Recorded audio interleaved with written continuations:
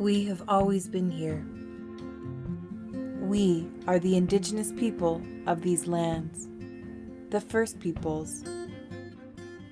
Canada is indigenous land. Our roots are deep all across this country. We have been here for thousands of years. Indigenous people include First Nations, Inuit, and Métis. There are over 600 distinct indigenous communities all across these lands. There are over 60 different indigenous languages. Gala kasla yo nukwa tali sila okwa kayutan lak muskama tawa deno kayutan lakwa I Uwanga paniavlu Lillian Elias Inyu Wingmin Maunga kai kavit kowe huktunga mani rutikran kowe naktuakun Ililugu Wai chaschol geld gulimlimt bijiap. Sego se wego arli wayons ni yongyats. Ganyuk kahaga ni wagu punjoro that no at nowhere ni wagitar lodo. Wagatanuni jigar isis. What wanu burlado gino hoda lordi na dunkwane ganada. Nina Michelle Sliboy Deluisi. Atlewi unamai. Well, die, bitty or Irish, the sis hammer, Deluidi, Canada. Tansena wahku maganak, Madeleine is nakasun, Sakaski squint at Tehkawin, Sakatawaku Tehnia. Indigenous communities are richly diverse. We have our own languages, belief systems, laws, but we also have common traditions. We share the understanding that we are connected to each other and all life on Earth. It's important to give back and never take too much. Our laws are based upon ancient knowledge of how to live in balance with the earth and make decisions that benefit all living things, past, present, and future. We are caretakers of our lands.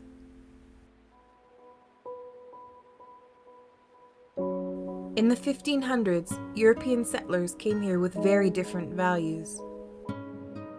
They said our lands were free for the taking, and they took over most of our lands and resources. Ignoring our laws and our systems of governance, the newcomers said they were the founders, and they put themselves in charge of the new government. They imposed laws such as the Indian Act and Reserve System, which limited our rights and excluded us from the new society being built on our lands.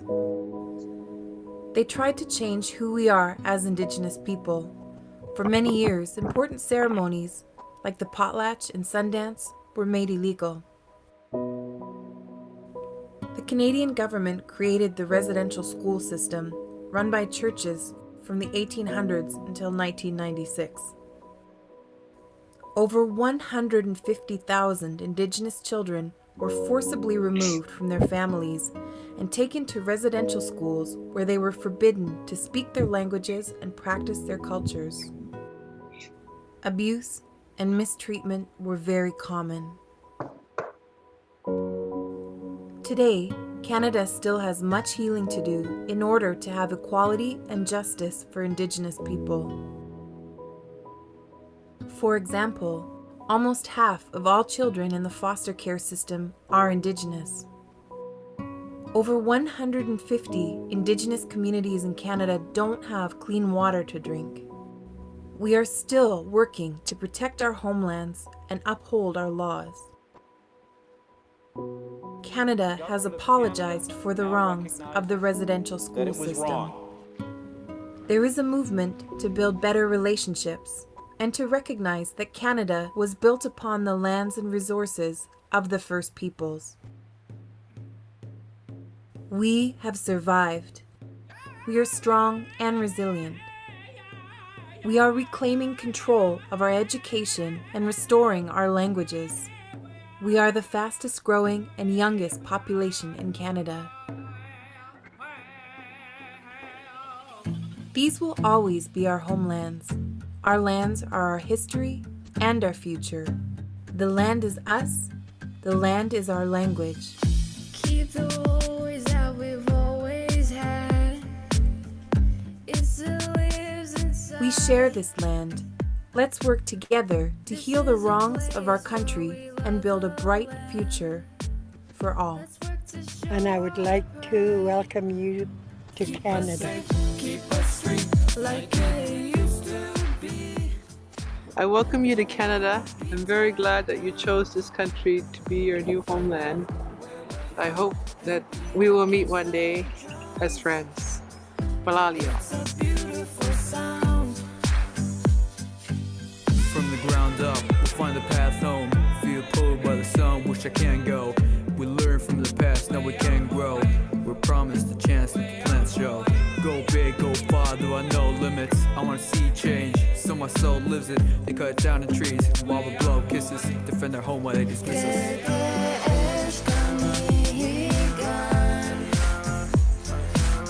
It feels like home to me.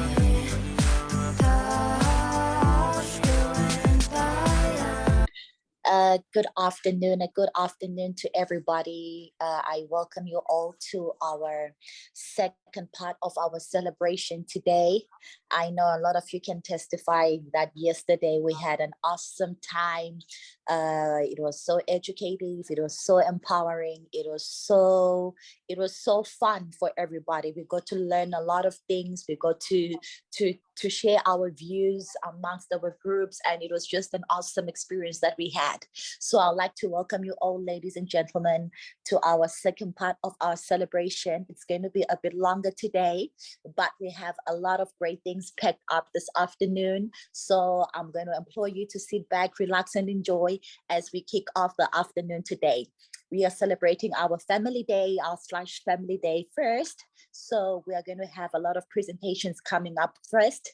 But before we start with our presentations this afternoon, I'm going to welcome Pastor Timmy to give us an opening prayer. Can we pray? Yes, we can. Oh, dear Lord, you have brought us to another new day and a new beginning. We want you, Almighty Lord, to refresh us and renew us. We know you are God and you are King. Father, as we celebrate the African Black History Month, we invite you to come in our midst and lead us as African, oh Father, so that we have a sense of purpose, we have a sense of direction. We thank you, Father, because you've been doing everything for our good. And we pray you, Almighty God, that the government of Canada will continue to support us in finding our direction and our lineage. Father, we come to you today with broken hearts and asking you, O Lord, to lead us up to the throne of your grace, that as we celebrate this day, we remember you, that you are the creator and you are the King of kings. Thank you. In Jesus' mighty name, we have prayed. Amen. Amen. Thank you. Amen. Thank you so much for the opening prayer, Papa. We appreciate you. And one more time, I'd like to thank you all for being present this afternoon, for taking your time off and joining us in this beautiful event. Without wasting further time, I'm going to call upon the president of the board of directors, who is Maybelle, to take us over right now.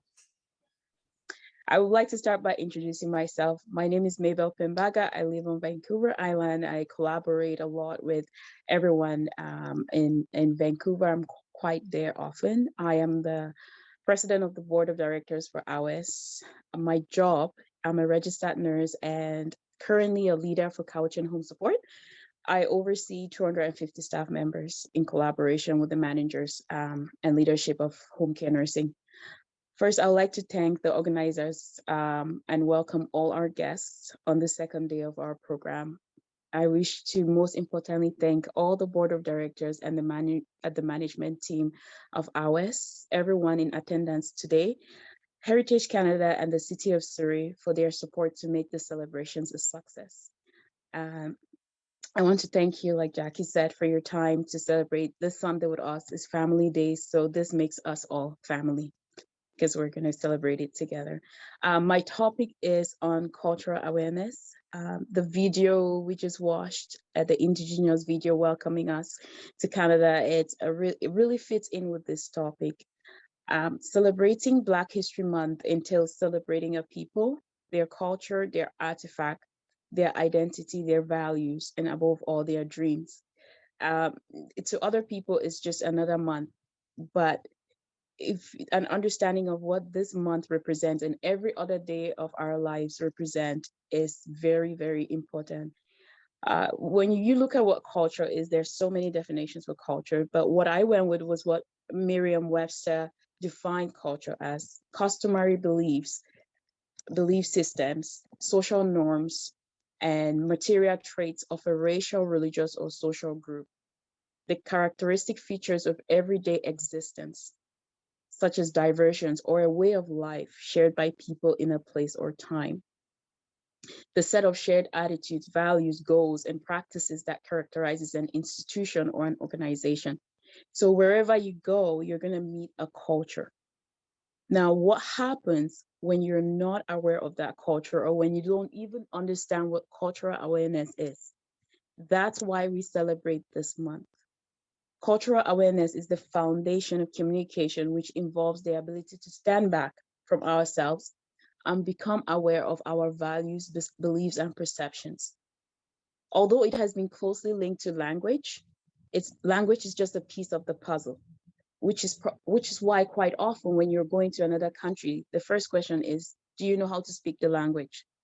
Because you need to be able to communicate to understand people's shared values and beliefs and their way of life. If you can't understand me, then how can we communicate? That takes us to the ability to reflect on why we do things in that way, in the way we do it, how we see the world, and why we react in a particular way. For many of us who have traveled and come here, our cultural values and belief systems have been challenged because we've been open to new practices, new systems. How have we received or pushed back? And how have we accepted and integrated this with our identity? That's why we celebrate this, to remind us that we are still identified as per our beliefs and our values from where we came from, who we associate with, and where we belong. People see, interpret, and evaluate things in different ways. What may be considered an appropriate behavior in one's culture might be inappropriate in another person's culture. But cultural awareness requires us to stop, learn, listen, and accept where they are coming from. In that way, there's no conflict, there's no desire to necessarily change those people, but there's a desire to work alongside them. There's a desire to, I want to know more. Being culturally aware of your own beliefs and value systems prepares you to be curious. You become a more curious human being. So it's not just about celebrating Black history, but it's about questioning what are some of our cultures in this community that we're forgetting? What is it that we're not even asking? You know, what languages do you speak? How do you practice this? How do you cook? Who takes down the cooking tradition? Who teaches children different aspects of lives? How do you prepare your children for career? And so cultural awareness gets us started on that journey. Being aware of one culture is a step to cultural preservation. I think the ultimate goal of Black History Month or our daily life is to preserve our culture. A lot of time when you move, you lose that. And it's that part of the identity that we want to keep alive. It's safeguarding one's values, practices, artifacts, history. This is why we celebrate this month. And preservation entails safeguarding truths, art, from being altered. Black History Month is an opportunity to celebrate these shared cultural values and continue to commend the new stories that we are writing in our communities. Just as the first video said, when the settlers came in, they took away. But now the indigenous are stepping forward and saying, this is who we are. This is our practice. What are we sharing in our communities to say, this is who we are. These are our beliefs. These are our practice. And how are we making sure our children don't lose those identities, those values, those systems, those stories, and those names we talked about yesterday? So at this point, I would like to say thank you so much for listening. Thank you so much, Maybelle. I was going to talk about the fact that I'm a social worker myself, and I work with Indigenous people. And what I've realized about Indigenous people is the fact that learning their culture, you have to come from a point of view that you don't know who they are, and allow them to teach you. Don't approach them, don't approach situations in a manner that, okay, I'm educated, I've got a degree in this, I've got a master's in this, I know how to handle the situation. It does not work that way. They want people to listen to them, allow them to teach you who they are, and allow them to teach you how they practice their own culture and how they handle things. And if you approach them from such a manner, that actually establishes a good, solid relationship with them, because they know that this person is not coming here to judge me or use their books to solve my situations, but they're coming from an empathetic manner where they want to learn my culture, they want to understand who I am, and they're interested about knowing who I am. If they know my story, they'll be able to help me from a very good perspective. But if you come in knowing like I know who you are, it never works, not only with Indigenous peoples, but I believe with anybody else. When you approach a situation, or if you want to help somebody out there, it's always good to take a step back and let that person introduce themselves to you, let them educate you about who they are, how they practice, where they come from, how they were brought up. And then you get to understand, okay, those people, this is the culture they come from, and this is how they used to handle things, especially from a social work perspective. Child protection, we deal with people from different cultures, and it's always wise to take a step back and allow them to tell you and teach you about their cultures before you make certain decisions. So thank you so much for you brought out a lot of good points. It's so important for us to always allow people to teach us and learn about other people's cultures. Thank you so much for that. You're welcome. Thank you. Well said. Thank you so much. Without wasting further time, I'm going to call upon right now. I don't know if Mami Rebecca wants to usher this through.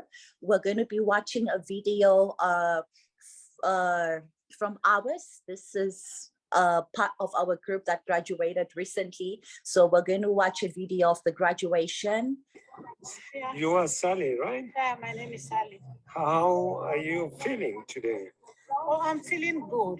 Yeah, so how was your course? How was your training? The training went good. I'm so excited today because I'm graduating today. I received my certificate. And I received a lot.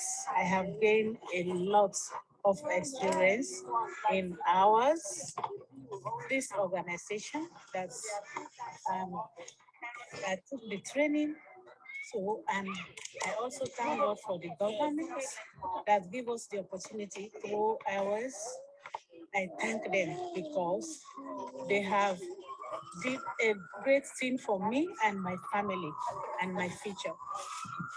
Because the training I received during the in hours, I can't able to count all what I trained.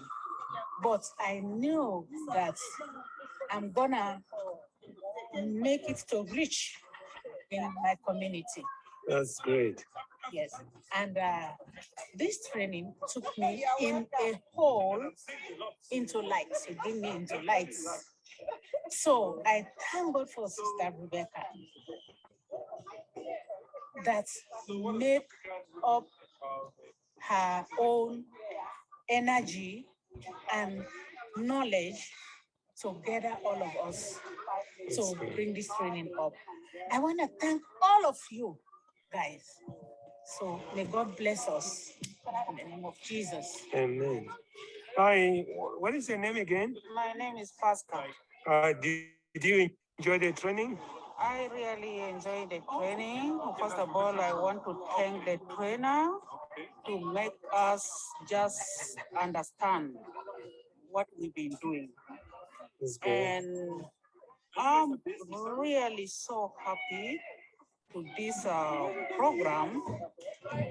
And I feel like all the time I have to be there. That is good. Yeah, and I learned a lot. I learned how to communicate, how to handle the situation, what you're going through. I really, really appreciate this training, and my God just bless the teachers and bless the government who brought this thing out for us. That's great. Thank you. I don't have much. Thank you. That's good. Hi, what is your name? Hi, Rita. How are you? Yes, you just finished your training. How was the training? My training was good. And first of all, I really enjoyed the training. Yeah. Because it made me to discover many things which I have not been doing, which I didn't know. Oh, that's great. And because I have some projects I'm doing, and I have people whom I'm leading there. Great. So there are so many subjects they reached on. They touched on skills with the employer and employer. How do you deal with your employer? All those things. And the conflict, because I have people, I have to deal with that. That's great. So then I found it so useful to me, and I have taken many things out of it. And even right now, as I go to deal with my projects in Kenya, my project in Uganda, my project in Zambia, I deal with East Africa, with all African countries. So when I deal with the subject comes, I go back into my books, which I wrote during this training. Then I recall what they trained us. Yes. And then I say, okay, now I know what to do, how to deal with it. That is great. And then about my resume, I was having a resume which didn't sound like a resume. But now, after they trained us with the resume, then they show me how to write a good resume. That is good. Now, when I look into that resume, I see it's a very professional resume. That is great. Yeah. So now I'm so confident now to take it to ask for a job. That is great. Yeah. So I'm so happy about it, and hopefully this training is going to take us far, so long as we shall be taking seriously what we have learned. Great. Yeah. So I'm really grateful, and I want to thank the founder. And then when they mentioned the founder, the director, the what, and I say, oh God, I have all these people in my project, and I'm the founder of those projects. How does Rebecca do this? I need to learn more from Rebecca. He's a founder. How does he deal with all these things? That's great. Yeah. So, and then I saw everything was matching into whatever I'm doing. And I'm so grateful about it. And I will take whatever I have learned. That's good. Thanks. We thank the government for awarding you guys this training. It's very important, and we hope that you put it in good use. Yes. Have a nice day, and God bless you. Thank you very much. Yeah. Thank you so much for that great video. So just to give a little bit of information and shed light for those who don't know what that video was all about. So we recently had our a training of series of courses where a group of volunteers came through to train these wonderful ladies that I've been speaking in the video that was just shared right now. There were a lot of empowering courses for people in the community, Black people in the community, from communication, building up resumes, for finance, how to save money, how to establish yourself as a Black woman, and how to equip yourself to be better in life. There were a series of courses that were being taught by volunteers, and it was so beneficial. It was so beneficial for all the ladies that came through to take up the training. A lot of them have since got better jobs in the fields that they were trained for, because of knowing how to build their resumes. A lot of them have been empowered, their communication skills have been more established, and then they got a lot from that training. So we encourage a lot more volunteers from this group. If you feel you want to volunteer, to be part of ours when another training comes up, we need more volunteers that are going to take this up. And if you know anybody who would love to be part of ours or part of these trainings that would use them later in life, we also welcome people to join ours and get more information about it. Thank you so much. So that was one of the groups that graduated recently, and they've since become better people in life after that training. Thank you so much. Prisca here. Oh, hi, Prisca. Okay. I was part of the trainers, and it was just so inspiring to be part of this training, empowering members of our communities, empowering them to, develop their skills, using our resources to come together and strategize on how, we can push each other forward, especially economically.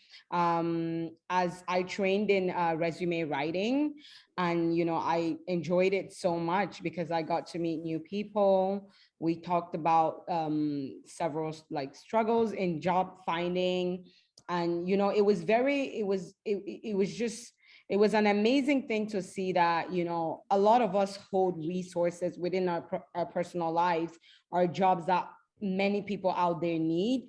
So I just want to encourage everyone, if there's something you're really good at, when trainings such as these come up, offer your skills and expertise in your several fields. It will really work towards empowering your community. Thank you. Thank you so much, Prisca. That is very true. It was a great experience that we had. Thank you so much for sharing that. Can I contribute something about the training? This is Reverend. Oh, yes, please. Go ahead, Reverend. Thank you. All right. I just want to say, the Bible says, when you sow bountifully, you shall reap bountifully.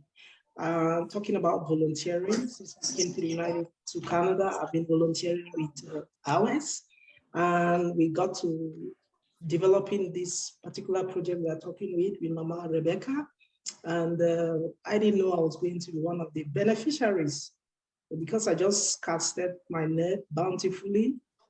It turned out to be that I was one of the beneficiaries of that training. Developing a project with her, and then you end up benefiting from it. That was not the intention. And as we kept on having the training, and I was searching for jobs and all of that, I got to an interview which actually was asking me about how you could resolve problems. One of the questions that came for that job interview was how to resolve problems, reconcile problems in your workplace. And at that time, Mama Margaret had just taught us about conflict resolution. I just got into in my country, you call it cartouche in quote, and just removed that stuff that she told me about. And I bombarded the thing there, and at the end of it, I got selected at that interview. And it was not just any interview as a CEO in an investment company. So I just want to say volunteering is good, and just keep casting your net and sowing bountifully. You don't know how God will bring it back to you. So I want to be very grateful for that. So thank you. Thank you so much, Reverend. That was so great. Wow, what a great testimony. We love to hear such great testimonies because they go a long way. They empower us and they make us want to strive to be better.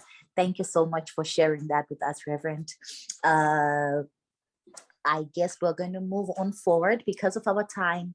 I'm going to usher the floor straight away to Reverend. I'm going to usher it back to you as you take over. Thank you.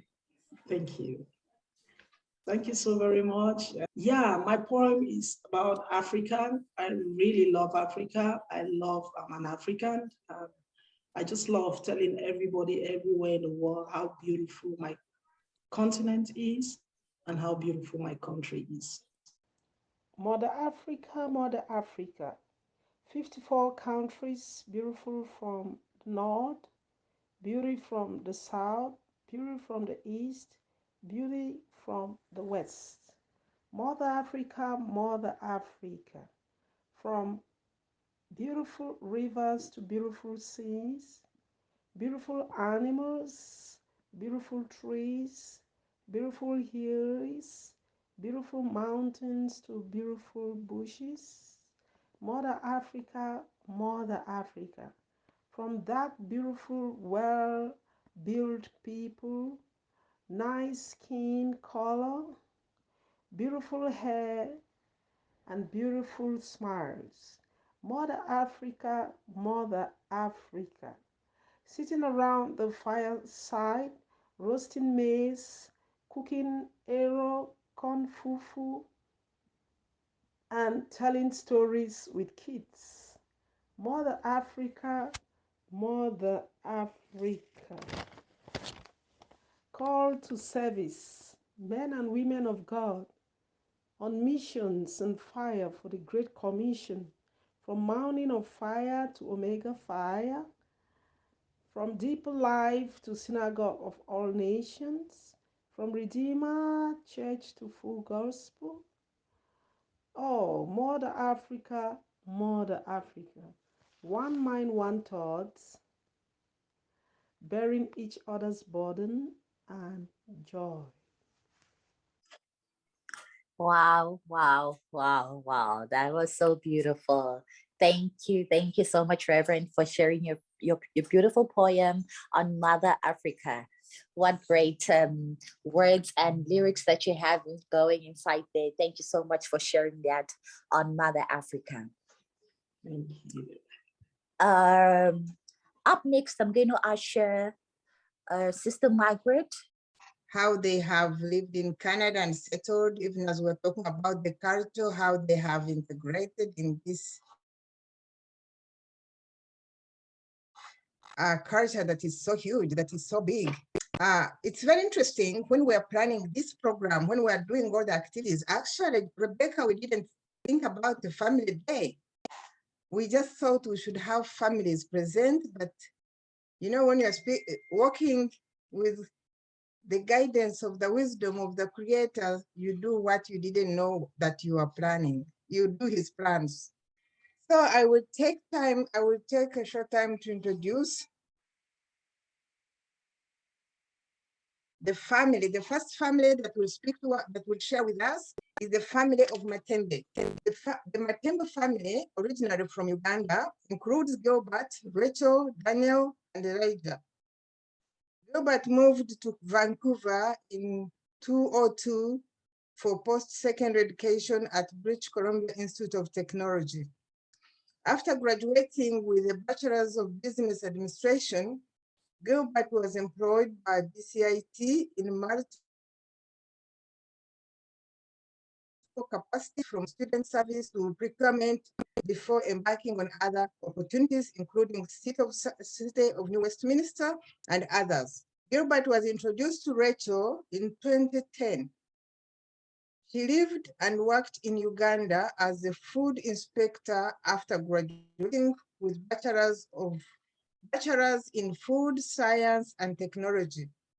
And they were married 2012, at which point Rachel immigrated to Vancouver, BC. She worked with federal government as a food inspector with Canadian Food Inspection Agency before she had the call from God to stay home to raise and homeschool their children. Their children, Daniela and Elijah, are 5 and 3 years old. Welcome, Rachel and Gilbert Matembe. The floor is yours. Thank you, Auntie Margaret. Thank you very much, Auntie Margaret. Thank you, everyone, for welcoming us onto this platform and for the invite to come and share our story as a family. We really appreciate you and all the work that you are doing. Auntie Margaret has made us preview to the workings of OWES, and every time we have discussions with her on that, she's very excited and vibrant. So it is a pleasure to meet some of you ladies who work with her and who are engaging in this wonderful work, I believe, purposed by the Lord for you ladies. As Auntie Margaret mentioned, my name is Gilbert. And as she mentioned, indeed, came to Canada in 2002. So it's just shy of 20 years, actually. It will be 20 years in August, on August 20th to be exact, will be 20 years that I have been here in Canada. It was a very interesting time and opportunity as well for me, because my coming to Canada was the very first time I actually entered an airplane. I had not had a passport even before that, by the time I was coming, but it was a very interesting time for me when I came. The one thing I remember so vividly is 3 days after I had arrived, because I arrived in August 2002. And it took me about 2 days to kind of get the haze out of my eyes, to get accustomed to what was going on around me. And by the third day, I just couldn't take it anymore. I had to ask, and I did ask Auntie Margaret at that time. I think it was about 9 p.m. In the night, and the sun was still out. You know, it was such a shock for me, coming from a place, a tropical country, where the time is standard. 6:30, the sun is going down. 6 o'clock, the sun is coming up, you know, and all year round. But here, 9 p.m. and the sun was out, and I just couldn't fathom what was happening. So I asked Auntie what was going on, and she couldn't help herself. She just burst out laughing at me. She burst out laughing at me, and her first statement was, "Welcome to Canada." I was like, "Okay, indeed, I'm in a different land altogether." And then the other side of the spectrum, you know, also hit me when we get into the fall and into the winter, and we are going 10, 15, 20 days with rain nonstop. You know, not even a single dryness, but the rain just keeps pitting and patting, you know, around and so on. And it's dark at 3 p.m. Again, it was just quite a shocker for me. But you know, when I look back on those days, I actually just I thank God for giving me the opportunity actually to be here, to enjoy this side of the world, because I mean, Uganda is I would consider is on the other side of the world, Canada being on another. But anyway, as was mentioned in the intro, I attended school at BCIT. I was fortunate enough to work with BCIT. They actually recruited me in multiple capacities student services, student records and all that. I ended up in the procurement department, and that's where I actually honed my skills in supply management and procurement. But after a while, I left BCIT and moved to the city of New Westminster. And I'm currently with TransLink right now in procurement officer capacity. Now I was here 10 years before I was introduced, not 10 years, 8 years before I was introduced to my lovely wife, Rachel, who at the time was in Uganda. Now, our families, our mothers happened to be very close, but I had never heard of her. And she hadn't heard of me either. But again, God's grace, we were introduced, and 2 years later, we got married in Uganda. And at that time, we moved out immediately after the wedding. She came along with me because she told me that there was no way she was going to get married and stay far away from me. And I'm glad she was that adamant, because for me, I was fine with, well, we'll work on the paperwork when I get there. And so she's like, no way. If that's the case, then you go work on the paperwork and then I'll come follow you. So when she got here, we basically, started our family. And God has blessed us with 2 children. Right now, Daniela, who is 5 years old, as the firstborn, and Elijah, secondborn, he's 3 years old. Very lively guys, and they love the Lord as well, just as we do, and we are blessed from that perspective as well. Challenges that, for me anyway, I met here at first was, seeming like I'm alone, especially when it came to school at BCIT in my cohort. And at the time when I was at BCIT, I think there was about 3 or 4 Black people at BCIT, 2 students, 1 professor, and a janitor.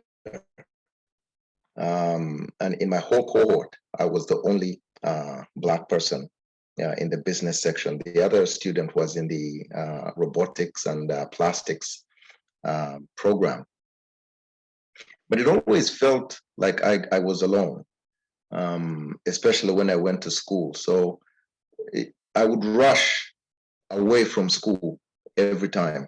When classes are done, I would just basically rush back home, because at home I have my cousins and so on.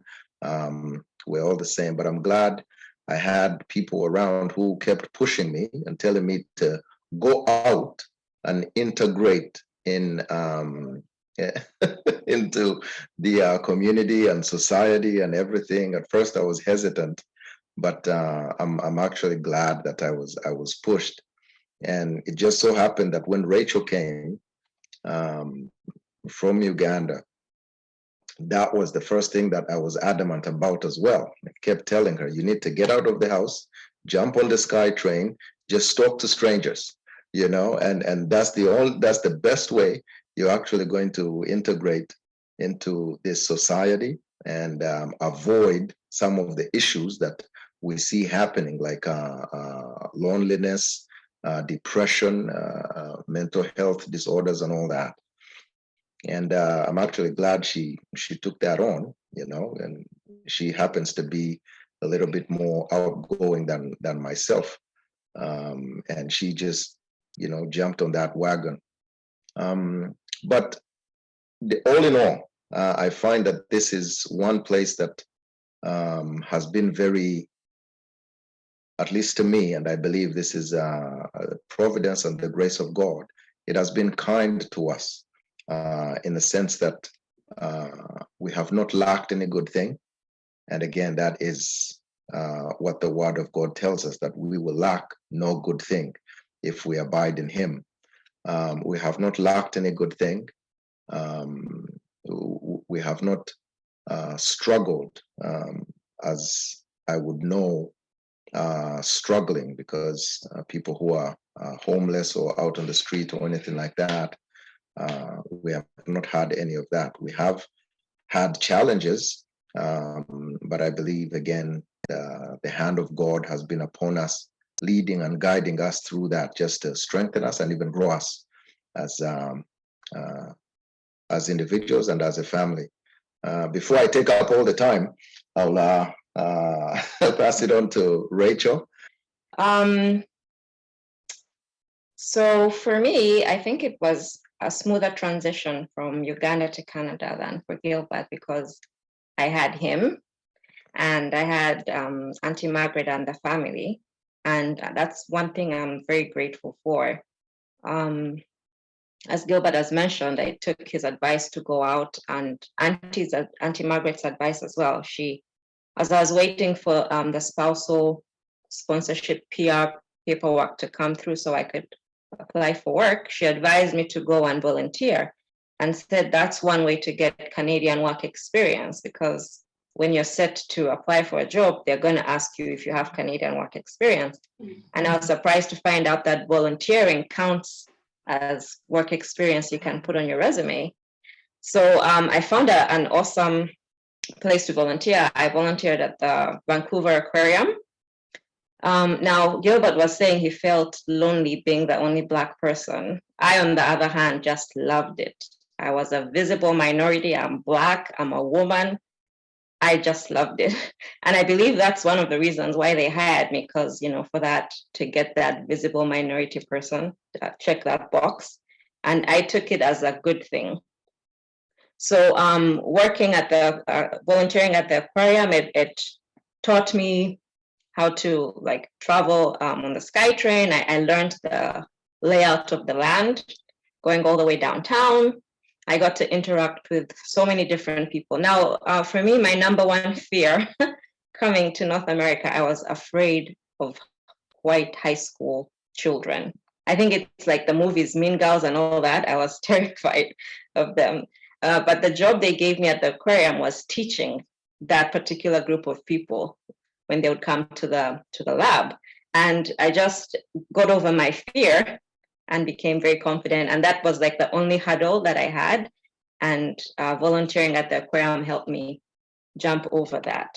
And so I'm glad that I did that and got that exposure and experience. And there were perks and benefits, and it was such a fun thing. I always encourage people who immigrate, before your paperwork comes through, if you came without a work permit or something like that, volunteer, get the feel of the land through volunteering, and that gives you Canadian work experience.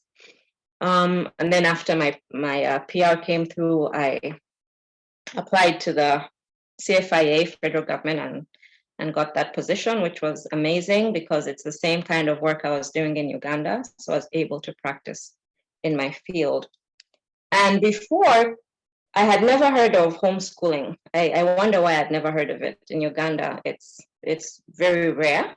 And I'm surprised I hadn't seen it in movies, but I learned about homeschooling maybe about 7 years ago. And with the values are quite different out here. They're more open about LGBTQ and all that. In Uganda, that's not something that we smile upon. So I was concerned about exposing my children to such aspects of this culture. And the Lord led us to homeschool. And we're privileged to find a Christian online school that supports homeschoolers. So they give you a teacher that works with you, that you get guidance or support or encouragement from. And they give you funding. BC is actually the best province in Canada if you are looking to pursue homeschooling.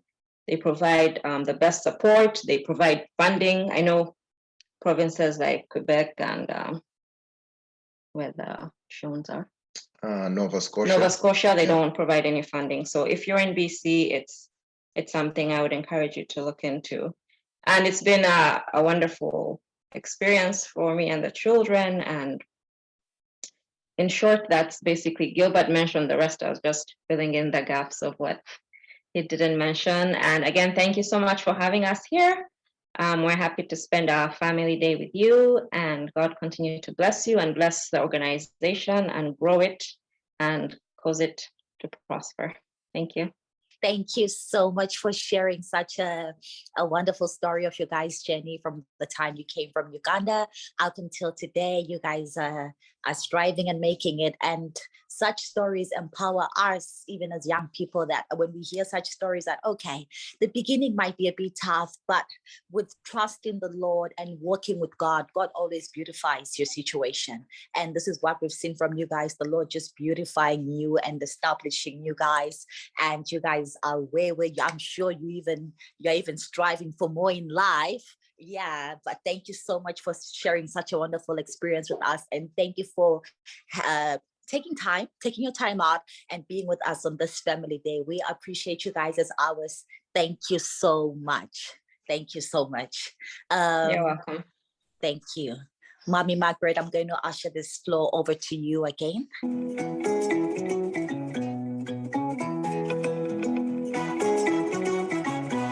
My home, I smile when I think of you, Uganda. My home. My home, I dance when I look at you, Uganda. My home, oh my Uganda. I know with you I'll always stay forever. I know, because I feel that we belong together. My home, under the sun so bright, under the moon at night, on my heart, mommy, oh my Uganda. My Uganda. My Uganda. My Uganda. My Uganda. Nikokole. My Uganda. Amari. Alemira. My Uganda. Nyoe nikugonza. My Uganda. Amina ngojo. Amina ngojo. Is a landlocked country in East Africa. It is bordered to the east by Kenya, to the north by South Sudan, to the west by Democratic Republic of Congo, to the southwest by Rwanda, and to the south by Tanzania. Uganda is no longer a country to be feared. In fact, it's widely regarded as one of Africa's safer destinations. Ever wondered why Uganda is known as the Pearl of Africa? Let's dive in. Natural landscape. Uganda's scenery is different as it comprises of rolling hills, forests, waterfalls, lakes, snow-capped mountains, rivers such as the River Nile, and vast tracts of savanna grasslands, including national parks. Visiting all these landscapes introduces you to a variety of attractions found within. Birds. Uganda has a total of 1,066 confirmed bird species as of May 2020. Uganda is a bird's paradise. Over all half of Africa's bird species can be found here, making it one of the richest birding destinations on the continent. Culture. There are a wide range of ethnic groups in Uganda with many different languages spoken.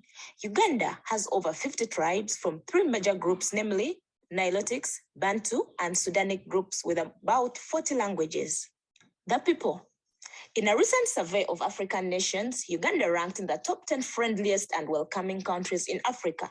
Visitors to both Uganda are often concerned about their safety and well-being.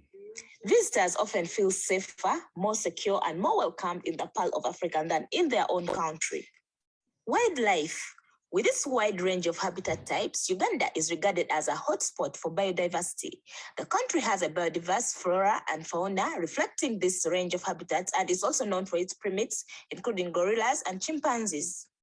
There are 10 national parks and 13 wildlife reserves, some 345 species of mammals, and over 1,060 species of birds have been recorded in the country. Climate.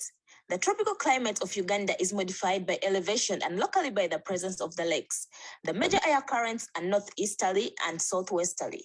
Because of Uganda's equatorial location, there is little variation in the sun's declination at midday, and the length of daylight is nearly 12 hours. In summary, Uganda is called the Pearl of Africa because of its magnificent sceneries like the national landscape, which is both hilly and relatively flat, the waterfalls originating from the number of rivers and mountainous nature, a variety of animal and bird species, from the mountain gorillas, chimpanzees, the big five animals, as well as streams, lakes, insects, forested landscape, reptiles, mammals, and the culture of the people in the land, among many more other creatures. My African Journey, a book published by Winston, was widely read by many, and whoever saw it wanted to come and prove the Pearl of Africa. This widely publicized Uganda as the Pearl of Africa. Hence, Uganda, the Pearl of Africa. Yeah, thank you, Rachel and Gilbert, for introducing us to Uganda. I think you people have loved Uganda. The Pearl of Africa is still the Pearl of Africa. With all the challenges they have, it is still the Pearl of Africa, and you are all invited after seeing this video clip. So I'm going to introduce to you another wonderful family. And this family is of Micheal and Teresa Ojima. Teresa is a Canadian citizen of Italian descent, born and raised in a small mining community in northwestern Ontario. After graduating from high school, she moved to British Columbia to attend SFU. After graduating from SFU, she moved to Italy to study at Bocconi University. She will help me if I introduce it, if I announce it badly. A Master's of Science degree in International Healthcare Management, Economics, and Policy. Then she moved to California to complete her internship in corporate wellness. She later lived in Netherlands and worked as a teacher in international secondary school for almost 2 years. Following that, she moved to South Korea to teach English for 2.5 years. After returning to Canada, she moved to Surrey, BC, with her husband and her two beautiful children. She owns her own business, Home Fitness Plus, educating and assisting people to live healthy lifestyle. She and her family recently moved to Abbotsford, where they are now enjoying quiet country living on Blueberry Farm. Welcome, Teresa, to introduce your family.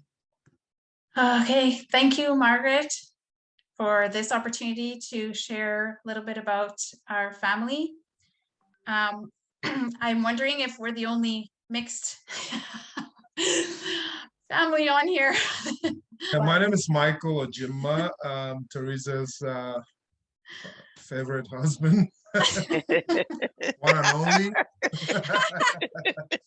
I like that one. So yes, that is my name. I came from, I originally from Nigeria, West Africa, and from the southern part, southeastern part, and so that's where I came from, and then immigrated to Canada in 1997, and that is where my journey began. And it's good to be here and to be able to meet all of you. And back to you. Okay. So where it all began was here in Vancouver. I met my husband, 24 years ago. On May 10th. I remember this exact day because it was my friend's birthday. So that's how I remember the actual the actual day that we met each other. I'll talk a little bit about my challenges. My parents did not approve of my relationship with Micheal. So we we dated for about 2.5 years, 2.5 years, and then I broke it off. We broke it off as kind of mutual thing. We were just, it's not going to work. And then I moved to Italy in September 2001 to study and to do my master's degree. So I just thought, okay, I'm going to move on with my life. But really, I didn't, couldn't. We met again. So after I studied in Italy and moved to California as part of my bio, you learned that. I moved to the Netherlands and actually went back in the summer of 2003 to reunite with Michael. He was there, and he knew that I had been in Europe, that I'd been in Italy. He reached out to me and, are you still in Italy? And nope, I'm in Canada, or actually I was in the United States. And anyway, long story short, I went for a little summer vacation just to see if there was rekindling or a spark, or the relationship was going to go forward. And when I went back, I'll bring in this story. We weren't Christians when we met, but when I went back, he told me one day, oh, we're going to have a Bible study. And I said, oh, good, because I brought my Bible. And he's looking at me like, what? You don't own a Bible? You never own it.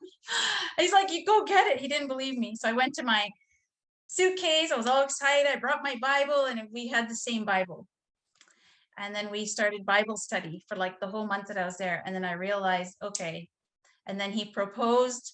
And then I just leap of faith. I went back to Canada, worked for like 5 or 6 months, got my holiday work visa to go back to the Netherlands. And then I went back in January 2004. And then April 2004, we were married. And my family was not against us. They weren't for us back then. But then when I went back home, I lived with my parents. I worked at my high school. I was a supply teacher, like a TOC, and also an EA. And my mom saw how heartbroken and just saw me a mess and said, you know what, live your life, do what makes you happy. We want to see you happy. Just do what you got to do. And she released me. And I cried and I said, that's it, I'm going, I'm going. And at that time, the immigration laws changed here in Canada. You couldn't bring, as of 2002, you couldn't sponsor a fiance. You had to be married. So I'm like, I'm leaving. I have enough education. I can work anywhere in the world. I'm getting out of here and going to follow my heart. So I left and I trusted God, and we married in April 2004 in the Netherlands with a marriage certificate in 9 different languages. And then our traveling experiences, so challenges. I never really understood, I never had any kind of understanding of racial challenges.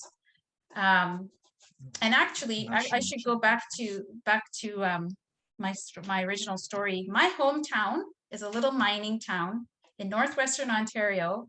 And at that time, there was no ethnic cultures living there. So I grew up in primarily European descent and the Native Indians. So the First Nations reserves were around us.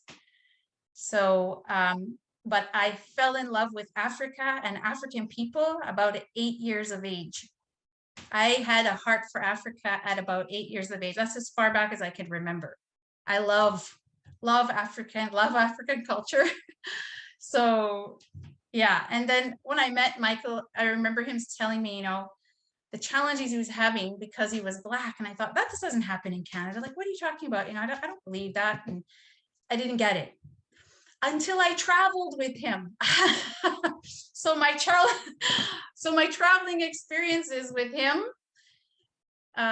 brought forth this, there is a difference. So airport security, go through airport security, they look at my passport, pass me on through. And I have to wait on the other side while my husband, okay, take your belt off, take your shoe off, take your shoes off, take this off, take that strip shirt. And I'm waiting on the other side and I'm going, oh my goodness. Like they just and we're traveling together. They let me through. And then for him is this whole process of strip search and everything. And what? So then I started to see for myself the difference reality of it. And okay. And then the stamps, the passport stamps. I get like 6 months, easy, quick stamp, or I get to stay however. And he gets like the 2 days or the 3 day, he'll get just this little stamp. And we're looking at each other's passports and going, what? Like, what is it? Anyway, so those are the challenges and the differences that I saw living in foreign countries, and the difference of carrying a different kind of passport, and you get treated very differently by immigration. Although I will say immigration is not nice in any country, because I've also lived in 5 different countries. Then we moved to, so from the Netherlands, our application for PR, for his PR, was denied. So, and that was in Germany, because we were living in the Netherlands, but there was no consulate in the Netherlands. We were dealing with the consulate in Germany, and they didn't believe that our marriage was bona fide, even though we had plenty of proof. I had my first letter from him. I had my first birthday card. I had like emails galore. We had like our wedding photos and proof of everything. They didn't believe our relationship was real, because there had been so many marriages out of convenience. So this was a huge challenge. So I was like, okay, I don't want to stay in Netherlands. We need to, and then I had friends that had worked in South Korea, and I still had student loans to pay off. So I thought, I got to go somewhere where I can make more money, pay off my loans, and and where there's a consulate in the country we're living. So I searched out, I said, let's go to South Korea, because we can go in person to the consulate and bug them if we have to, and just keep going with the papers. Because like Rachel, I wasn't splitting from my husband. I'm not going anywhere. You're not going to have like one of us in one country, another one there waiting for paperwork, immigration, no way. That's what they want. They wanted the relationship to fizzle and like show, oh yeah, okay, it's not bona fide. We're not going to prove you. That's not happening. So I applied for jobs in South Korea, and I got hired as a teacher. And then when we got there, Michael had acting and modeling experience. So he got signed on by an agent. And we skipped over, we changed so he was on a spousal visa. So we went for a trip to Japan to change his visa to a work visa. And then, so he was working in the entertainment industry, and I was working in schools for the government, teaching English in South Korea. And this was an awesome experience. We actually got to share Nigerian culture with the Korean students at the school I taught at. So we prepared this PowerPoint, you can see in the back, and we shared African culture, and they were so grateful, and they never forgot it. I had a student move back to Canada, wrote me a handwritten letter, all in English, with a sticker. She put a sticker that I put on her work when I taught her on my letter, and said, do you remember this sticker? And then she wrote about all of her memories of what we taught about Nigeria and her presentations. We cooked for them. We brought Nigerian money. We brought Nigerian clothing. We showed them the culture of Africa that they never saw before. All they saw was what they see on TV. So this was an awesome opportunity to share African culture with South Korean people and the children there. And it was a really awesome experience. And we had no discrimination. Like, I didn't feel we were very accepted there in South Korea. Didn't really have challenges with, any kind of discrimination or anything like that. We actually had some awesome opportunities. We got to see the under-17 FIFA World Cup, and Nigeria won. And we went to about the 3 games. We went to the semifinals, the finals. It was so much fun. We got to use the gong. We were dancing with the Nigerian team, and it was a lot of fun in South Korea.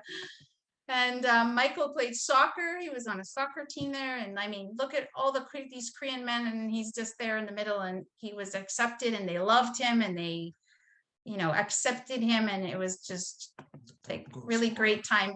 One of my coworkers got married and invited us to her wedding. So we got to see a traditional Korean wedding. And we wore our African outfits from Nigeria. And this is a family that took me in. These were their 2 children that I taught, and they took us in. and we went traveling with them, and they just blessed us hugely there. They just took us in and loved us up. And then when we left, these are all my coworkers, all the teachers, and they gave us some gifts. Oops. When we left Korea, and we had a little dinner and a goodbye time together. And then after Korea, we went to Nigeria, because we knew we were coming back to Canada soon. And I said, we're not going back home until I go visit your family. I want to meet your mom. I want to meet your brothers, sisters, aunts, uncle, everything, right? Nieces, nephews. He has a huge family. There's 8 of them. So this was my dream, was to get to Nigeria and meet his family. So we went in 2007. And this is my most favorite picture of Michael hugging Mama. And we lost her. She passed away 2017. So yeah, we hadn't seen her since 2007. So this was the last hug. And there's me with Mama. And then I just thought I'd put pictures of family that we spent time with. Michael's sister, his eldest sister, and her children and her girls. His brother and his wife, and he's a pastor.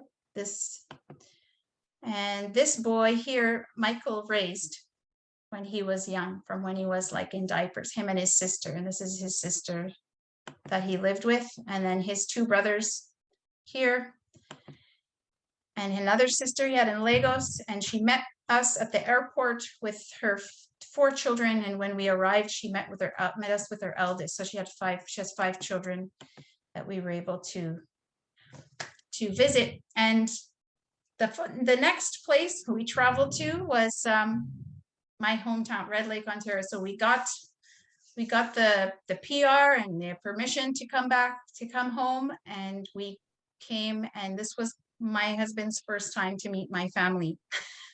So throughout this whole thing, I just trusted God. I trusted God. Okay, when they meet him, they're gonna love him. That was just my thinking, my belief. And so when he came to meet my family, he, in the Great White North, he learned how to ride a snowmobile and ice fish. And he did the splits on the ice one day that my parents will never let him forget about. And my parents had like a kind of anniversary party / wedding, because none of my family came to my wedding. I had no one at my wedding from my family. So when we came back to Canada, we had a little party where my family came, and we wore our Nigerian outfits that we had bought and we had them made in Nigeria. And my dad taking Michael sucker fishing. So this is all like Canadian stuff. Now he's being Canadianized and also Italianized. He learned a bit of Italian culture too. Northernized. Fishing in the summer. Bocce ball is Italian lawn bowling. So with my grandparents. And I will say this is my grandfather here. And he told me in university, he said, if you ever marry a Black man, I'm not coming to your wedding. And I'll say this, he loves Michael. He loves Michael. And whenever we go home, they play cards together, they visit. He loves him. So it's fear of the unknown, I think. But yeah, he totally loves Michael. And then our family came. So 2008, we moved back to Canada. My daughter was born in November. This is Diela. And this is her there. And then my son, Tobachi. Diela means worshiper of God. Her middle name is Chidimma, which means God is good. And Tobachi means praise God or praise be to God. And his middle name is Elisio. God is my salvation. So we gave them one Igbo name, one Italian name, and they both have God in them. And may they walk out their destinies in those names. And there he is with his 2 loves.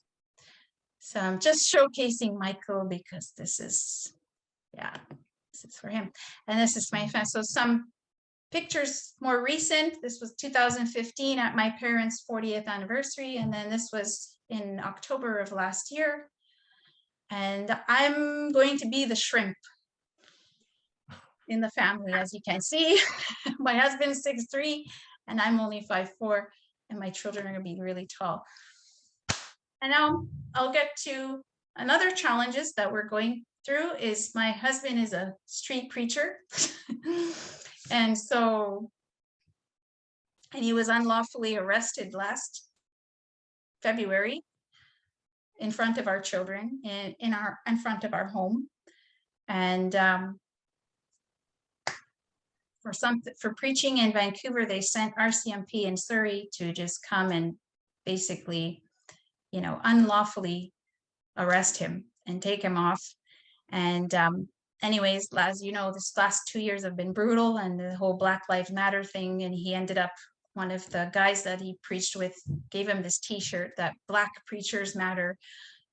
So coming from, you know, a place, I wouldn't say it's, you know, one thing is racial, the racial thing is one thing, but being a Christian in Canada is also another thing, is another form of persecution. And our family has been afflicted and persecuted in this way because he has this ministry. He is Trumpet of Truth Canada. He has his own YouTube channel. He wears a body camera. He's street preached since he moved here. So right from 2008, he has been preaching to people in the street, in the malls, everywhere. That's his call. He's an evangelist, and that's what he does.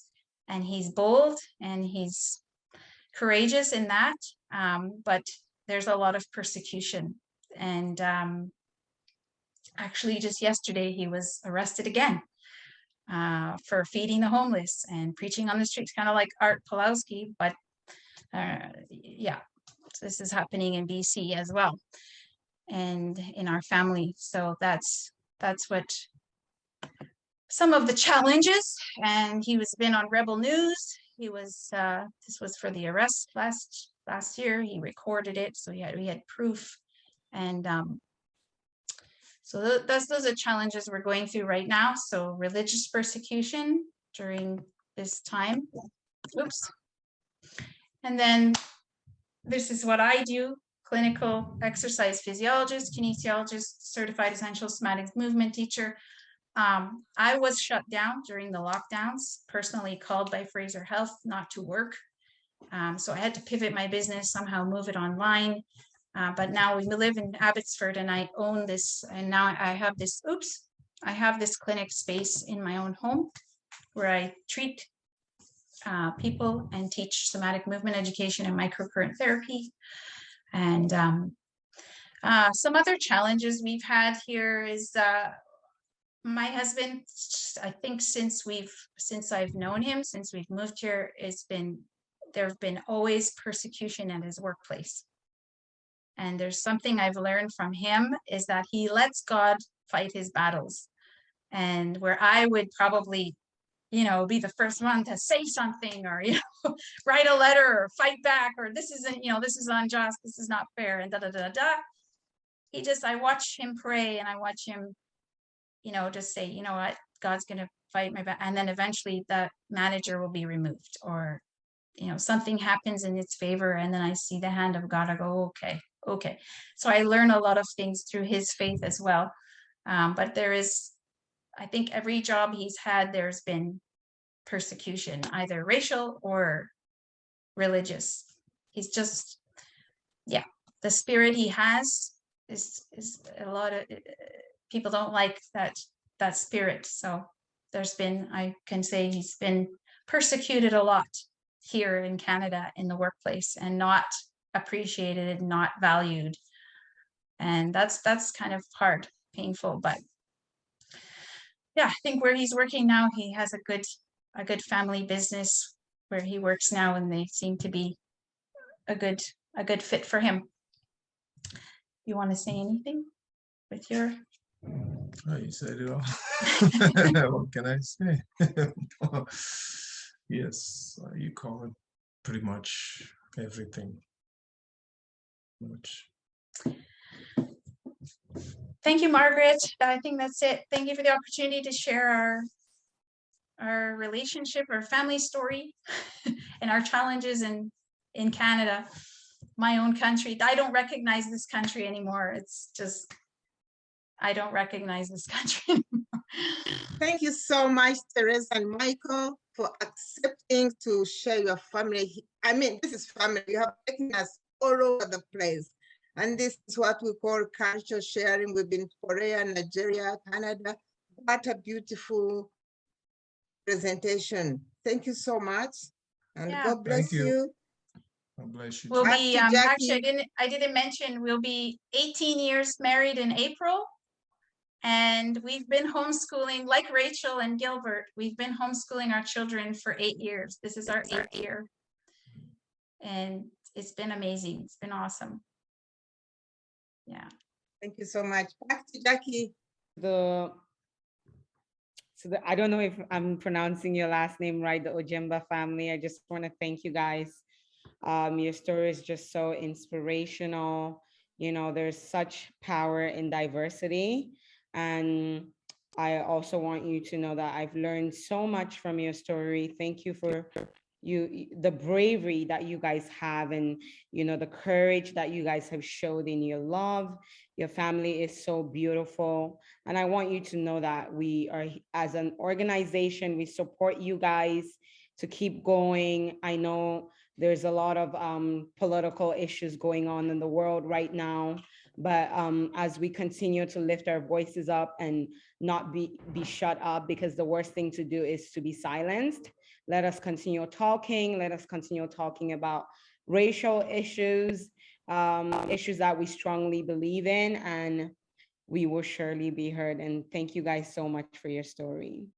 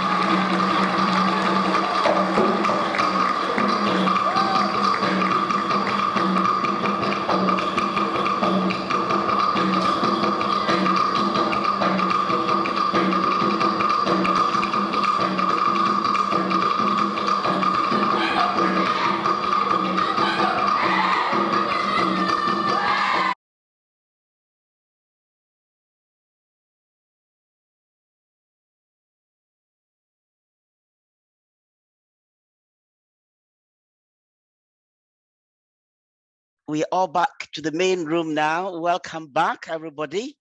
And the spokesperson for each room, beginning from room number 1, please share your discussion, your findings, your nuggets of wisdom with the rest of us. Under 1 minute, okay? Let's do that. Was about the challenge of street evangelism in Canada. And we're trying to situate the fact that there is freedom of speech and expression in Canada, and there is religion freedom in Canada. And why is it that Christians are always being persecuted when they are ministering the gospel? And so we said, the first thing we said was that the battle is not ours, the battle is the Lord. We have to take it in prayers. But at some point we have to be expressive. We have to be expressive, and we have to take cognizance of the law. What is it that the law states? And we go from there. If there is freedom of speech, then we stand on that to make our point. So yeah. And then we also, from her story, we also highlighted the fact that there is racism is real. For, you know, for someone to be traveling and they keep searching you more and more and leaving your partner to go ahead is a proof that racism is real. It could be either unconscious biases, and yeah, and we have to make our voice known, not in a very rational way, but in every form. We raise awareness about what is happening to the powers there be so that they can address this situation. Thank you. Thank you, sister and reverend, my reverend and my sister, for that very sweet, short, brief summary of your group. And thank you, group 1, for that wonderful job. Now let's move on to room or group number 2. Let's hear you. All right. Lovely. One of the challenges that our brethren spoke of was the cultural shock. You know, that's the one thing that you really experience when you come into this country, either in the food you eat, just trying to interpret a menu, for example, in a restaurant. And you know, the foods, the way they call them is totally different from back home, especially if you're not frequenting restaurants. So cultural shock in the food, also in the weather, that's a big shock. And that's one of the challenges. Not knowing how to dress for this weather, you're either too hot or too cold. So just, and as one of our speakers said, you know, the sun was going down at 9 p.m. or it was coming up at 9 a.m., right? So just trying to get your own rhythm, even your body rhythm going with that. And even if you go further north, where the sun goes down at 12 midnight and comes out at 3 a.m. So you can imagine what that does to us. And one of the challenges is just turning your own professional qualifications to be suitable for this country. You have to take some steps backwards to go forward. And that could take the better part of your career life, where you're trying, you've got your 2 degrees, but they're not acceptable. You've got to go backwards, and you know, so that does take a toll. And of course, another one is just trying to get your spouse across. You know, we heard in great detail all that stuff where the government doesn't necessarily believe that you're actually in love. So there's quite that. And another challenge as refugees, just trying to get your whole family to come down here. So all the challenges that we face have to do with us and relationships and just acclimatizing to either the real climate or the way how people behave in this country, some of which then we face all sorts of racial discrimination. So discrimination, stigmatization as well, being some of that. And access to health, that's another thing. You come here, you don't have a doctor. And so you go to any surgery or any clinic, all of them are full. No doctor is taking anyone. So you actually don't have a designated doctor for you and your family. And that does pose a challenge in continuity and that whole continuum of care. All right, all right. So these are the problems, the challenges. Did you prefer any, or did you give any solutions how to overcome these challenges or problems at all in your group? Did you discuss that? These solutions? We would have. We had literally maybe 3 minutes to ask. I guess the solution that I have seen over life in this country is to work together, to unite so that we are one voice when we need to address these challenges, and to check in on each other. If you know a sister and you've got her number, just call her number, see how she's doing. If you know a brother, just call him, because we do tend to fall into the cracks. We are very isolated in our work routines, in our homes. We no longer visit each other. COVID just made it worse, but we are too busy.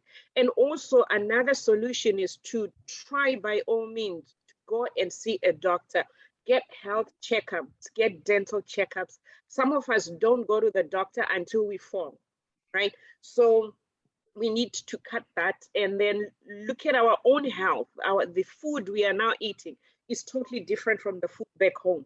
They say when an immigrant comes into this country, they lose 10 years of health. So whatever age you are here, if you are 30, it means you're now operating at 40. So the more you are here, the longer you are here, the more health you lose, because the food doesn't have those nutrients. So some of us are now operating as if we're 76 and we're not. We are this is not ageism at all, but if I go home, my mother is more active than myself, right? That's right. So those are some of the things that ours can help us to maybe have dialogues around, and just partnering with other organizations so that we have frequent dialogues around what sets our own community, and looking after each other. That's one of the biggest solution that we can find, and sharing this information with each other as well. Thank you so very much, Sister Irene, for that wonderful rendition of your group's discussion. Let's move on straight to room number 3. Briefly, I will touch on room number 3. My group participants and we had a conversation about immigration and the wait times in processing immigration papers from Africa. We've noticed that, African documents and immigration applications are treated with such suspicion, and this is so strong. It's just so institutional that it's a form of institutional racism.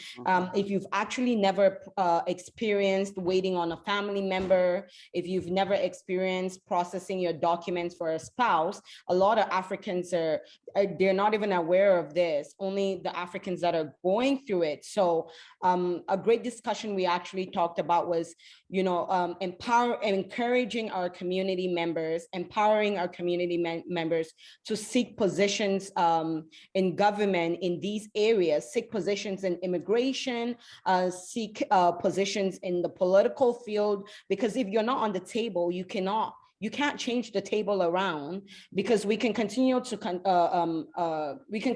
talk about it, but if we don't have people with lived experiences who are on these tables, in these immigration offices and platforms, telling these lawmakers or lobbying for lawmakers to look at the issue, because if you take a look at immigration papers and processing times for other countries, other continents and Africa, there's a huge disparity there, and it's something we really need to look at and consider, because this is institutionalized racism in a way.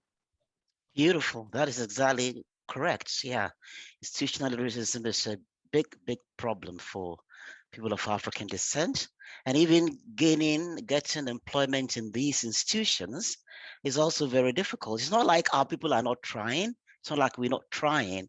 We try. We've got the qualifications and things like that, but to be employed, all right, is a big problem. Anyway, thank you for your contribution, room number 3. Now let's move on to room number 4. So in here, we have talked 2 main issues. And for solution, one, it was the first group that have talked about volunteering and in order to get the Canadian experience. So there, I think everyone pay rent, go work, and time is not with us. So sometimes when you have been told like you must be volunteer in order to get Canadian experience, if the first employment that we apply, if they don't give, then who do we have to ask for? And then since nobody have volunteered for us, okay, and no penny, no time, because everyone runs after money. Time is matters in this land. So we have to take off and fight about this volunteering, because since some of the immigrants, especially the refugees, have been lifted out, why not everyone else? Because all of them are African. Okay, that's one. The second things about the now the previous group have talked about the environmental issue.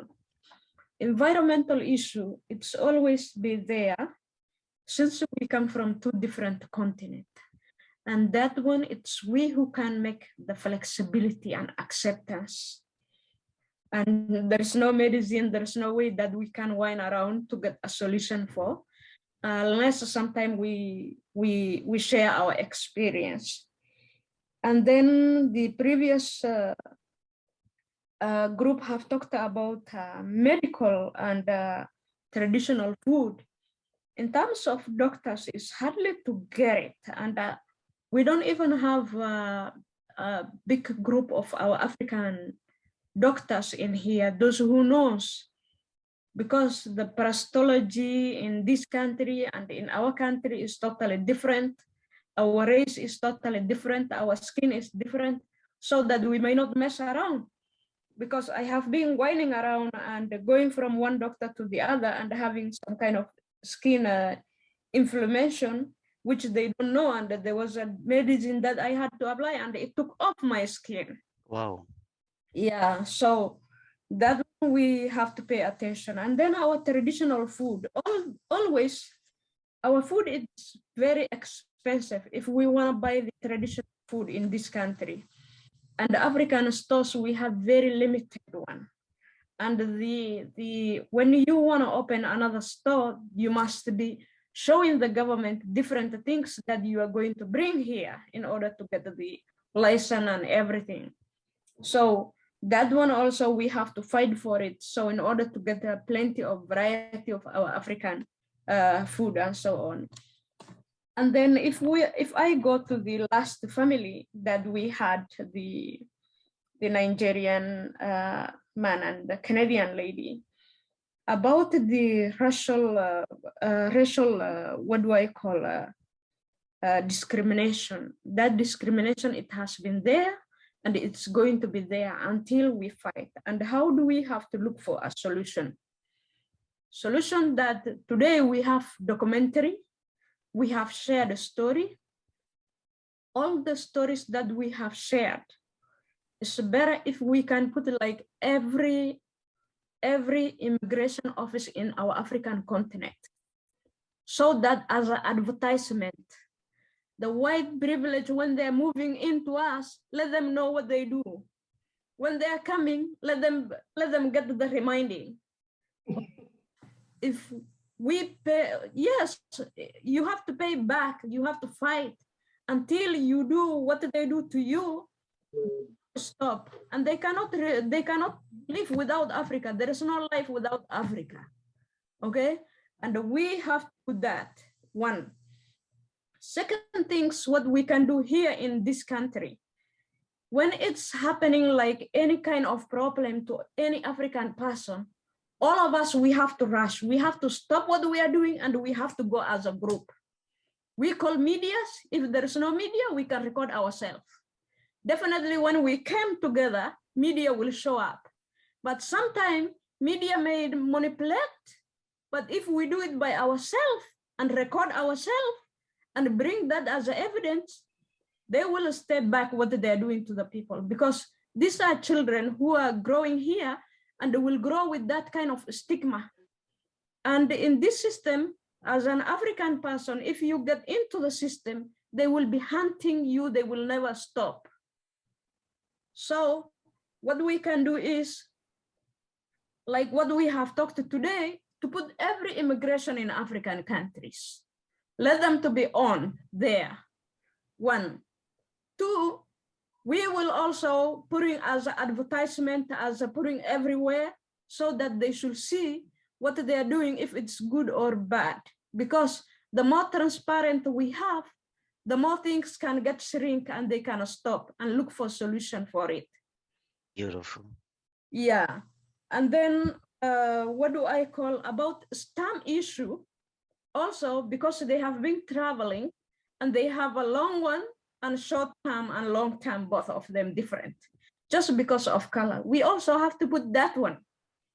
So for them, when they come to the country, they should get 3 weeks, no more than that. No matter how rich they are, no matter how poor they are.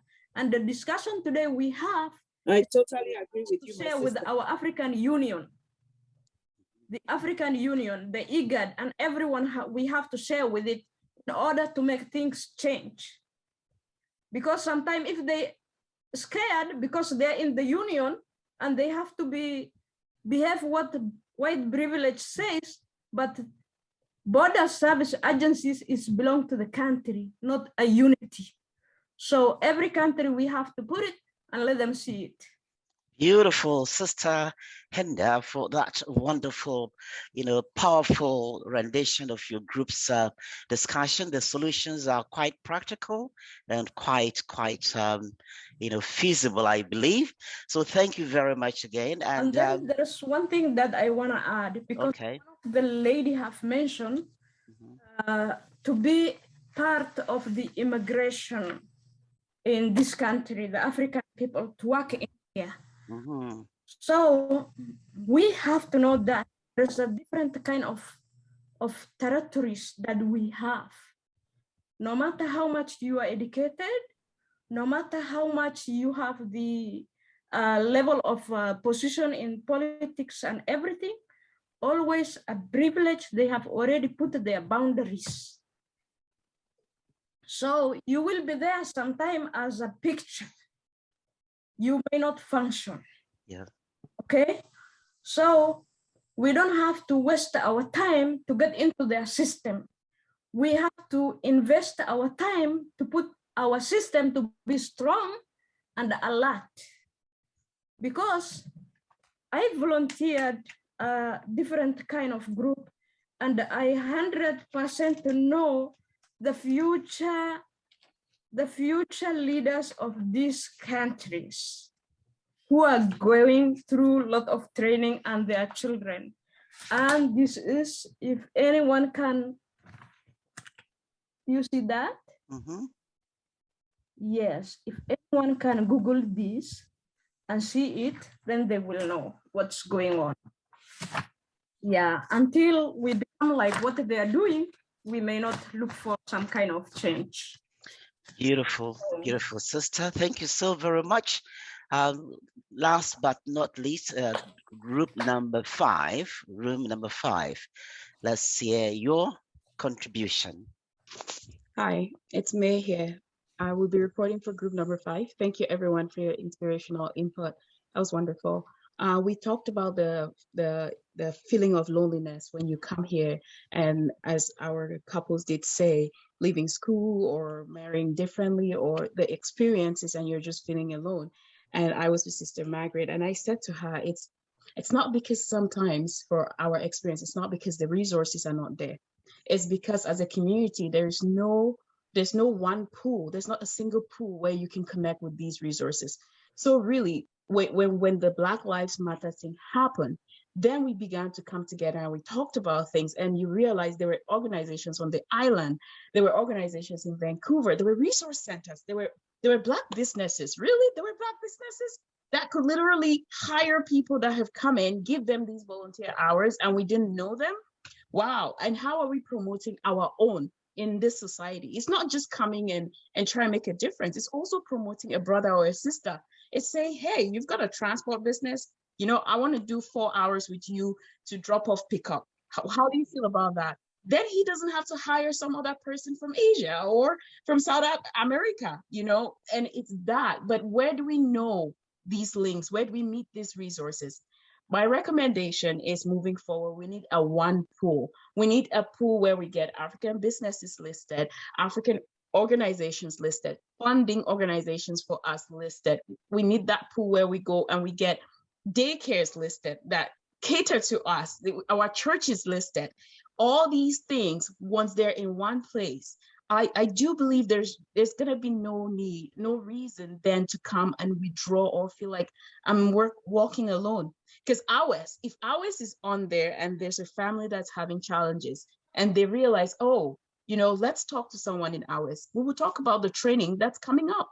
Another session is coming up. We don't need to look for people to recruit. They would come to us.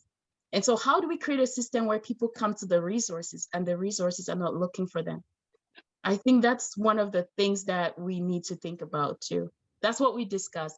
And to Margaret, Sister Mary, sorry, I'll just add this really quick. She said, being different is not a bad thing. It's actually an opportunity to shine. Use your light wherever you are to shine in the best possible way. So, and I said, as the only person of African descent, a leader, I have to overshine even, because an error does not reflect me, it reflects us, our people. So always remember, you are shining for a whole nation all the time. Beautiful. That is so well put, and that actually summarizes, you know, our discussion. I want to observe a few things. All right. Now the interracial couple opened our eyes, okay, to the two different worlds that we live in, all right, because of skin color. And then also, what actually struck me also is that their travels to South Korea and then back to Canada, the Netherlands, and then back to Canada, and the fact that they didn't face any significant racial discrimination in South Korea, but they came to their own homeland, that is Canada, and faced so much discrimination. Our brother, you know, has been arrested multiple times, you know, as a preacher, and also because of his skin color. This is really, really an eye-opener. And I also want to suggest that as homework to all of us, we should be thinking about how we can pool our resources, all right? Get something, so maybe some virtual portal where we can share our resources, share, you know, our, what do you call it, our businesses and things like that, so that when, let's say, somebody needs something, we know that there's a place to go, you know, to get that thing. And I want to challenge ours to start bringing us together to create this pool, this resource pool, all right? If we have to apply for a grant, you know, a small grant to do that, let us do that. So ours, it is your challenge, okay? And invite me if you need my help, I will be there. Thank you very much, Prof. Okay. Thank you, Doctor. It's my pleasure. Okay. If I can add something to what he just said. Am I on camera? No. So yesterday in our breakout room, we were talking about this color thing.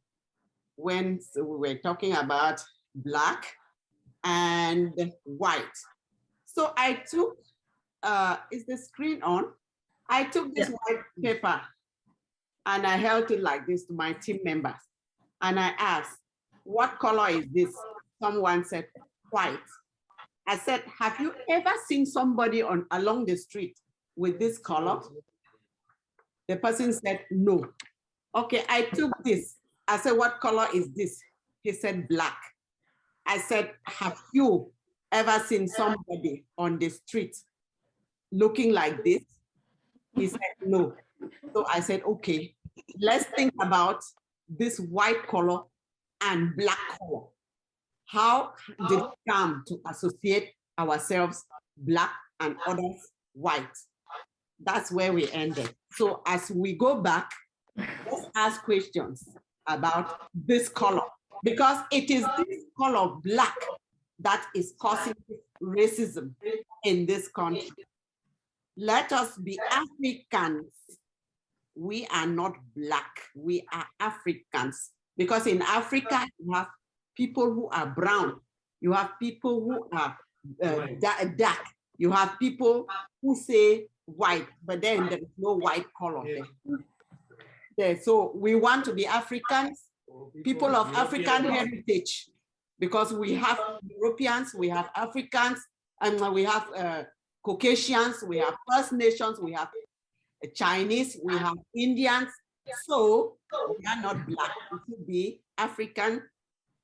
And today we should be celebrating our African Heritage Month. Thank you.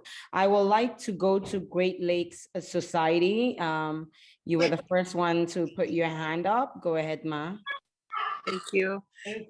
Thank you for having me here, and thank you for all the contributions that we have had. I would love to see more of this after February. Let's just, like, from now on, organize that every month at this time of the day, we are going to come together and then tackle all that we face on a daily basis.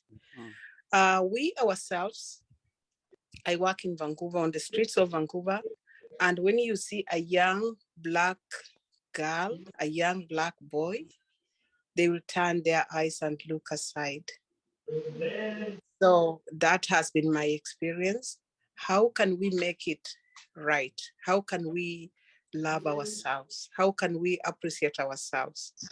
I have been woken up 3 times when the police had arrested people on the streets of Vancouver. I have a young man called Yasin. When he comes across anybody who has been arrested at 1 o'clock in the morning or 3 o'clock or 6 in the morning, he will call me, Mama Kumbi, there is somebody here who is being harassed by the police. Can you come? One time I went to Vancouver, they had arrested 4 young men from another province. And when they saw me, they said, Mama, don't go closer to them. These are thugs, they're going to shoot you. I told them, yes, I want them to shoot me so that the world can know that the Black kids shot their mom when she was going to prevent to talk on their behalf. So these policemen pushed me away. Don't go closer, don't go closer. So I said, I am going to remove all my clothes and I'm going to yell and scream if you're not leaving these kids. When they saw that, they had collected about 10 to 12, 15 cars from even North Vancouver, just for those 4 kids. So if we can see something like that in Surrey, if we see something like that anywhere, like Professor said, can we have a link? Can we create something that we just push and somebody's there for us? Can we work on that seriously? Because it's happening. And there is no way, as mothers, when my son leaves the room, the house, I go on my knees asking God, is he coming back okay? So what this young girl and the husband have gone through, it's what most of us go through. But sharing today, they have given us the light. They have given us what happened to them. And that is what's happening to others who have not shared their crisis. So let's come together as a people. Let's remember Ubuntu. Let's support. Let's create something. Let's go ahead. Let's not wait for these people to be fishing for us every day. Let's learn how to fish ourselves. Thanks for the opportunity. Not even that. Our children go through a lot of racism in school, on the job site, all those things. We have to deal with it. Yes, Thank you, ma'am. Mama. Thank you for Thank that you. commentary.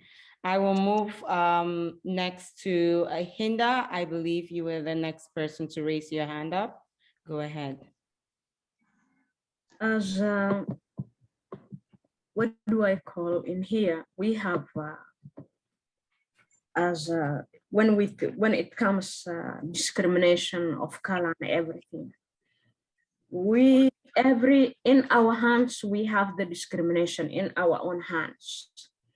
Depend in how you deal with. I'm talking regardless of Rebecca for showing black color and white color. I will talk here like Mr. Mugabe, and I'm proud of him. And all the time it reflects when I see some things, it really reflects my thought and everything to him. And may God make him to rest in peace. Whereby he said that since we have our hands is where we have the discrimination. When we are washing, for example, clothes, we usually start with a bright color, and then it comes to the dark color. And he said that where the white cars have a black color of tire, and that rubber they could make for any kind of a color. But there is that kind of discrimination what everywhere is going on. And they will never ever stop because they have studied, they have written, and what it has been written 1900 or during the first century or second century is what they will follow, these guys. But what we can do here is we have to ignore. We are who we are, and we are proud of ourselves, no matter what color we are. And no man have made us to be where we are today. It's God who have put us where we are today. And he's the one who have been taken care of. But the more we reject, the better we can do it. I had a same immigration issue with this brother from Nigeria. I was going with a group of students from the university and going for leadership to Vienna in Austria. And it happened, we have all of us, we have a uniform, our bag and everything is same color. We have t-shirts, same color, jackets, same color, so that we have to match. We are big, huge group. And when they collect the passport, mine they put on a side. And I have to be searched all the time on a side. And it's a Canadian passport. It's not even African passport, it's Canadian. And that's what I could see it. Lucky enough, I was too young, but still I was more racist than them too. Because when they put me on a side, I asked them, okay, you put me on a side, yeah, you will pay the price. And then like, what do you do? And then like, why are you putting me on a side? So how much flower seller are you to me? So he put me one lady put me in an old man, and he's calling me and telling me what's the matter. It's in the airport. And I told him that I don't see whether they're handsome or what do I call, or beautiful to me. And they just wanted to be on my face. It seems just like that. Because what is the matter? Why am I here? And he asked me like, where are you heading to? And I said, I am in with this group. I am in a leadership. I am from the university and I'm going, this is part of my study. So what did I did to be in here with you? Well, my other groups are there, and what kind of embarrassment or how much name do you want to achieve to gain it into this? So then he told me, how much do you like to defend yourself? And then I said, no, not defending myself.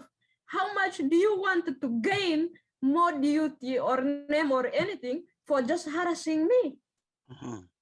Yeah, how does it feel to you to be here with me?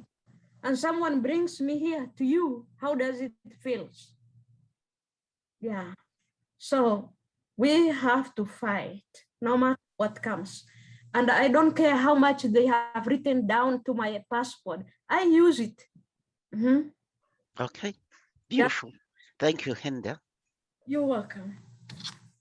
Thank you, Sister Henda. I believe we have just a few minutes left for questions. I will go quickly to Sister Teresa. Your hand was there. 2 points from Dr. Charles, what he had mentioned about that, you know, we traveled all these countries. I just wanted to mention that my husband also preached in those countries too. And, you know, he preached in the Netherlands, he preached in South Korea. We lived near a university. So we had university students coming over for Bible studies, and he was just, you know, he was bringing, and we never had problems with preaching the gospel in those countries.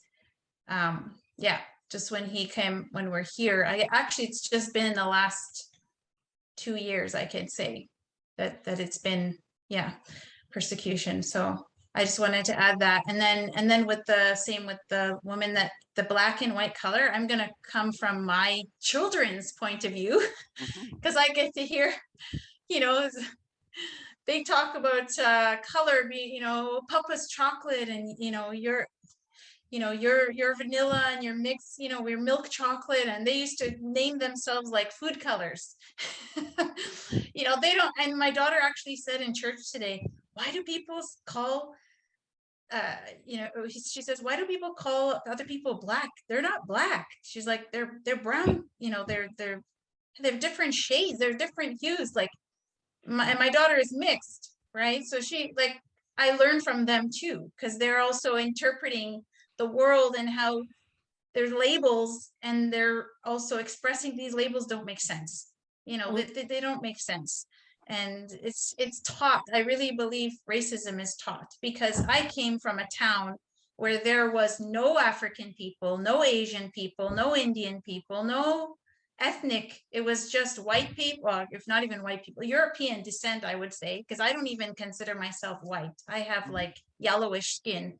So it's, you know, we're European, and then there was Native Indians. So it was like, I didn't have any exposure. And I wasn't taught racism. When I hit the cities and I got to see, I loved it.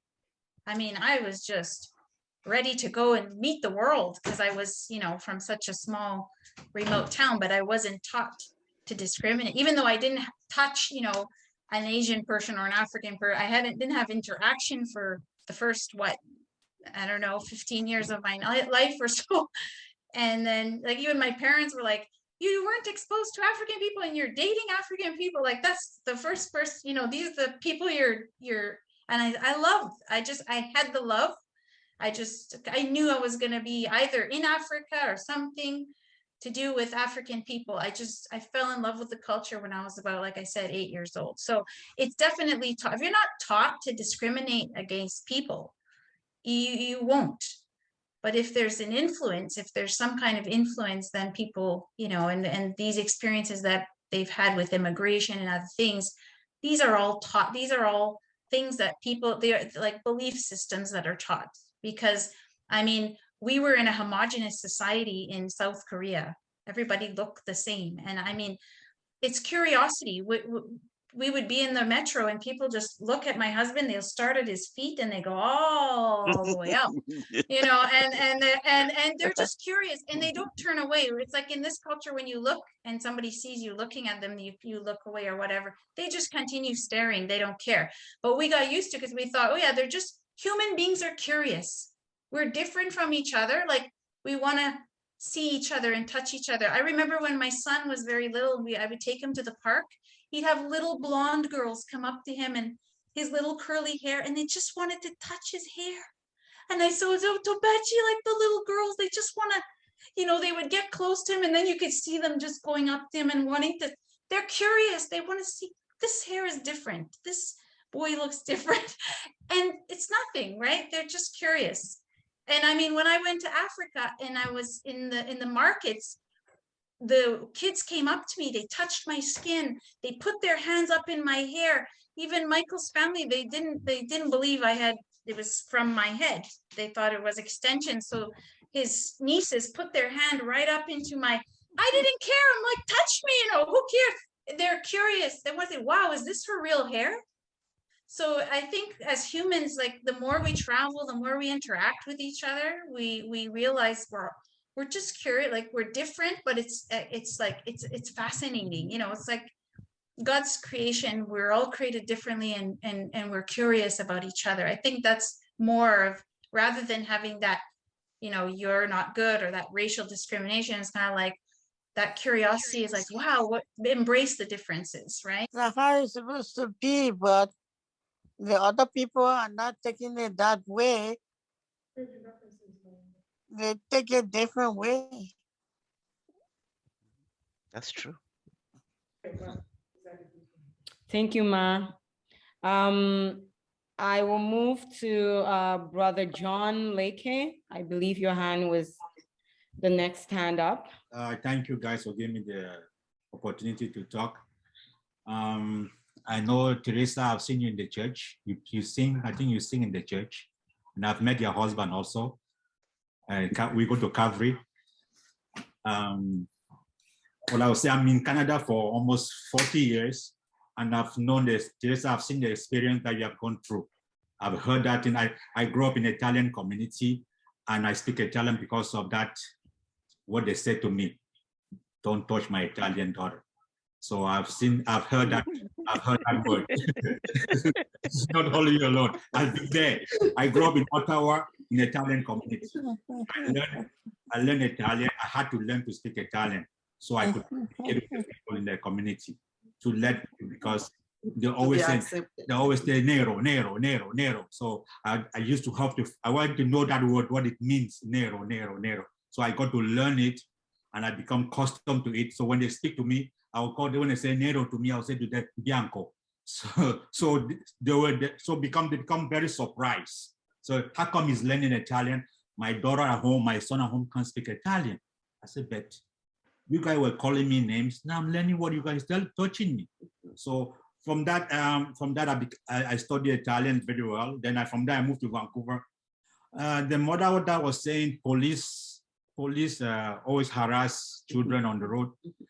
I will tell you, from my experience in Canada, there's one thing immigration guy told me when I came to this country before I got my papers.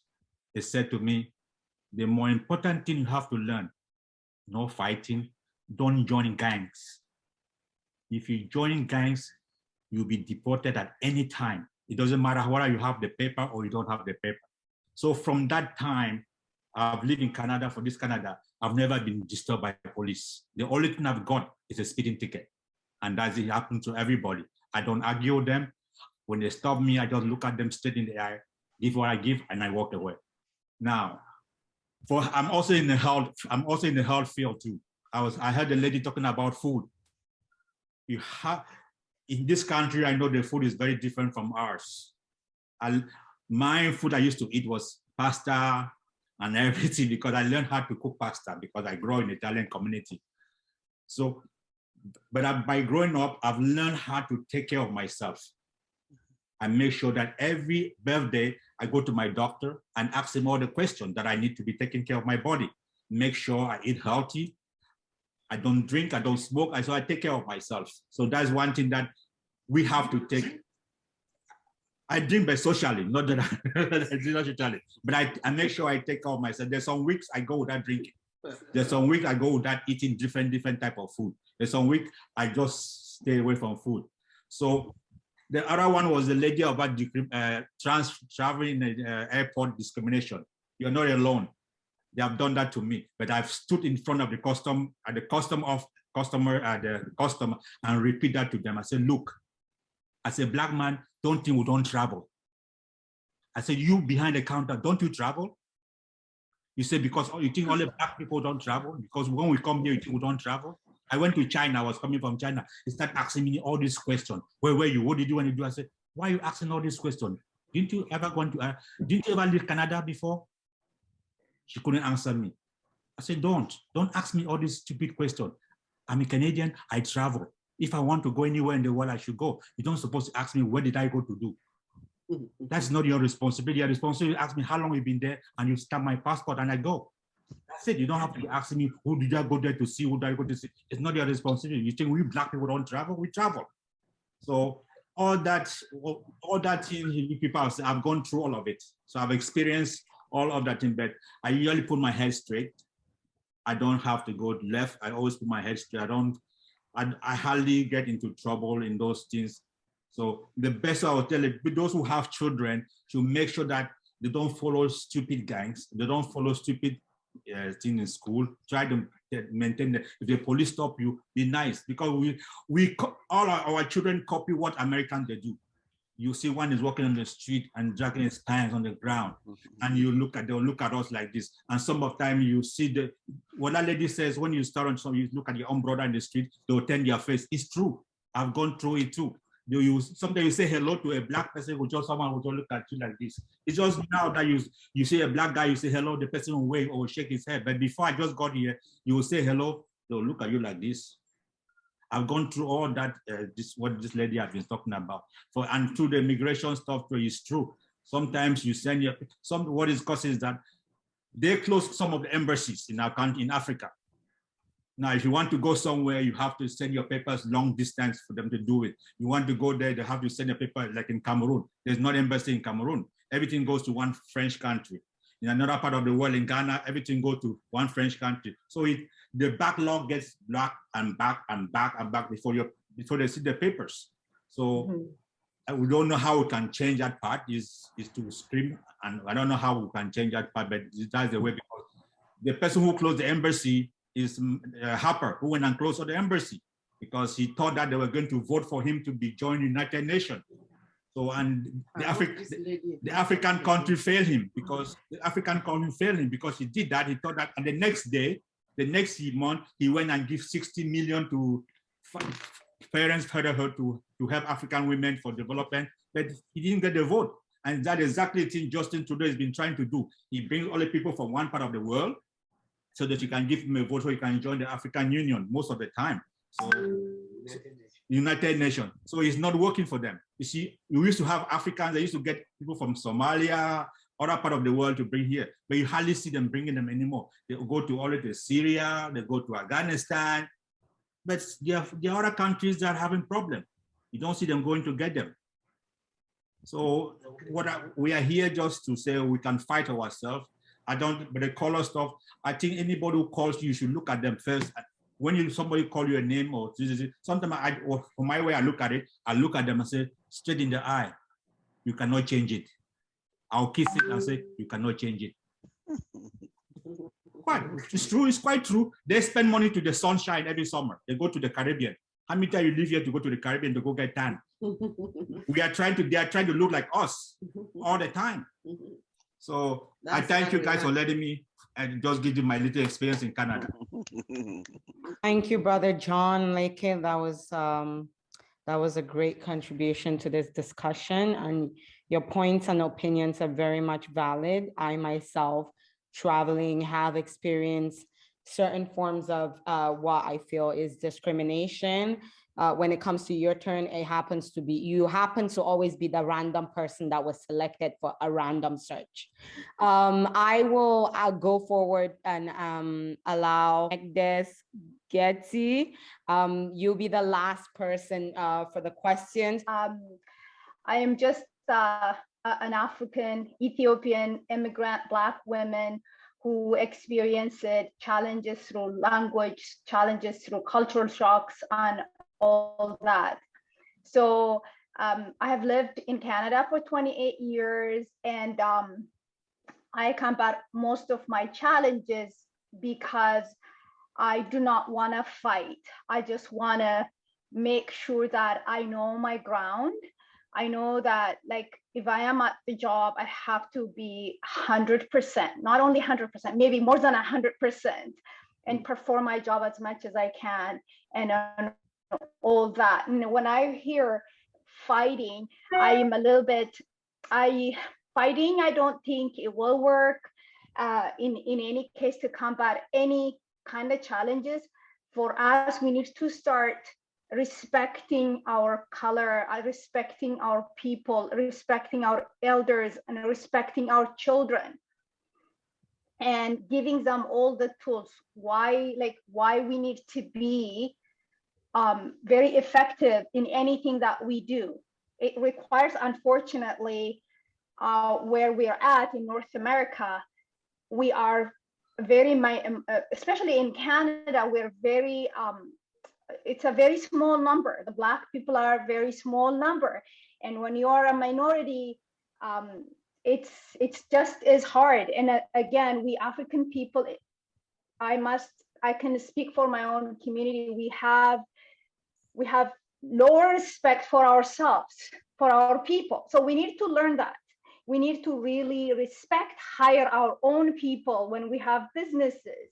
Make sure that if we see a Black person struggling running something, for example, I myself run a school, Amharic school, which is one of the Ethiopian language. And I try to pass on the culture. I challenge so much, I face so much challenge from my own people. Just because I'm a woman, just because I don't have a PhD, I face so much challenge from my own people. And we need to learn to respect each other. We need to really make the hardworking people, like each and every one of you, we need to lift one another. We need to be present. We need to be presented, whatever the person is working, doing, putting events. We need to go support that person, physically, emotionally, in so many ways that we can support. We can't blame anybody. The system is there to hurt us. We don't need to hurt ourselves. We need to educate ourselves how we can combat this. And not all our children, Black kids, should be going through what we went through. It should not continue, but it asks our own work. And that's all I want to say. Thank you. Thank you. Thank you so much, Sister Magdes. Thank you. That was a really great contribution. MC, excuse me 1 second. I just want to acknowledge Sister Magdes here for being here today. She was with us in 2019 when we did our African History Month with Dr. Charles at Surrey Center. She cooked Ethiopian food for African food display there. Sister Magdes, we acknowledge you, and we are happy to hear that you have this hybrid school, and we are ready to support you when you need our support at any time. Thank you very much. MC, over to you. Thank you. I'd like us to move to the next phase of the presentation. Still, I Rise by Maya Angelou. You may write me down in history with your bitter, twisted lies. You may trod me in the very dirt, but still, like dust, I'll arise. Does my sassiness upset you? Why are you so beset with gloom? 'Cause I walk like I've got oil wells pumping in my living room. Just like moons and like suns, certainty of tides.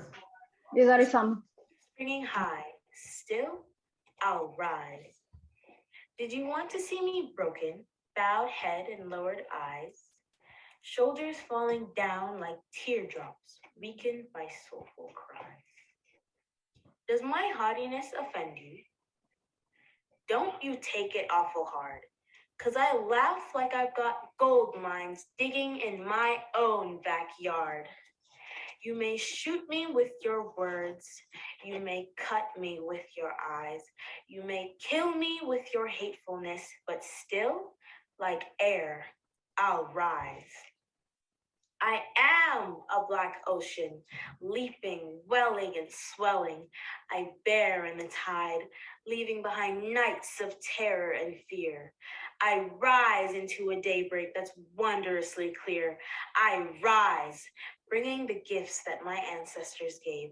I am the dream and the hope of the slave. I rise, I rise. I rise. Wow, that was such a beautiful poem by Gabrielle Moore. I believe it is Still I Rise by Maya Angelou. Well spoken, Gabby, spoken so beautifully. And our next presenter will be Sister Manyi Ebot.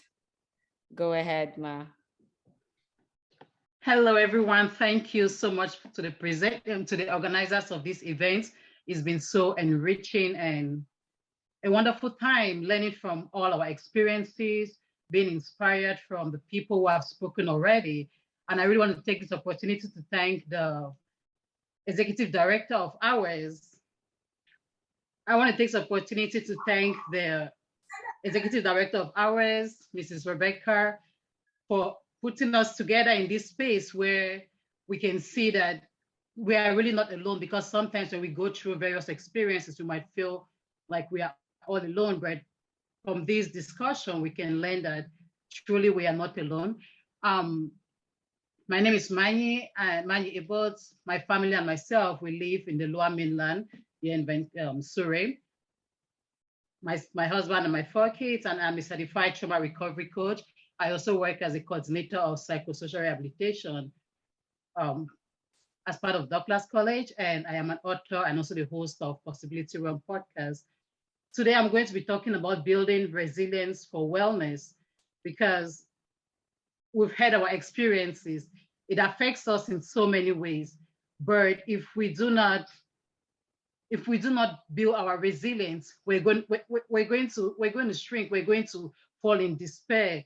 But when we take that time to build our strength, then we can be able to face future challenges, because life is always going to bring those challenges to us. That's the truth.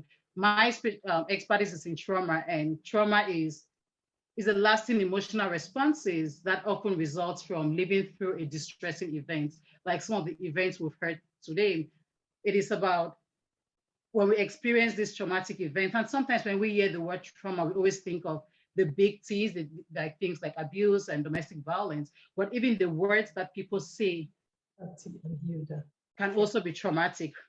And even and when that happens, it affects our sense of safety. It affects even our sense of self and identity. And I'm so glad that we've talked about culture today, because building that culture and looking back to our roots, it helps us to rebuild that sense of identity that may have been destroyed or tampered with during the traumatic experiences. It could be the experiences of immigration, like we've heard today, the experiences of even our race or the color of our skin. But today, talking about resilience, we'll learn about how to regulate emotions and also to navigate through relationships. Long after a traumatic event occurs, we can still live in the impact of it if we do nothing about it. And people who have experienced trauma might often feel shame, might often feel helpless and even powerless, and also experience intense fear. And the thing with trauma is it's not really about the events. It might happen even long after the event has passed. So we have to work on it. We have to work on ourselves. And sometimes even in our communities, we often hear things like someone telling somebody, "Oh, just move on, it has passed." But as we can see, we can't just move on. We have to deal with it. We have to deal with the effects of it. That's why we're talking today about resilience. The theme of this year's Black History Month, and like our Mama Rebecca said, she said, it's not just Black history, it's African Heritage Month, as it should be called. And the theme of it is Black health and wellness. And when we talk about health, health is not just one issue. It's not just physical health, but that's what mostly comes to our mind. But health is holistic. It covers emotions, emotional health, spiritual health, physical health, and even our psychological health, where trauma comes into place. So why is it important for us to build our resilience? Building our resilience helps us heal from adverse situations, adverse experiences, and even the stresses of life. Every day we face various stressors. It could be in our relationships, it could be at our job site, it could even be like thinking of even maybe what we're going to do the next minute. That could be a stressor. So building resilience helps us overcome these stressors and even prepares us for future challenges. And there are various ways that we could deal with this. In certain circumstances, we have the positive coping skills. Like I was saying, there could be various coping skills. And we have the positive coping skills, there's the negative coping skills. And the positive skills are things that always bring us to that place of balance, always things that can help us grow out of that situation. While the negative ones might be things that can instead hurt us more.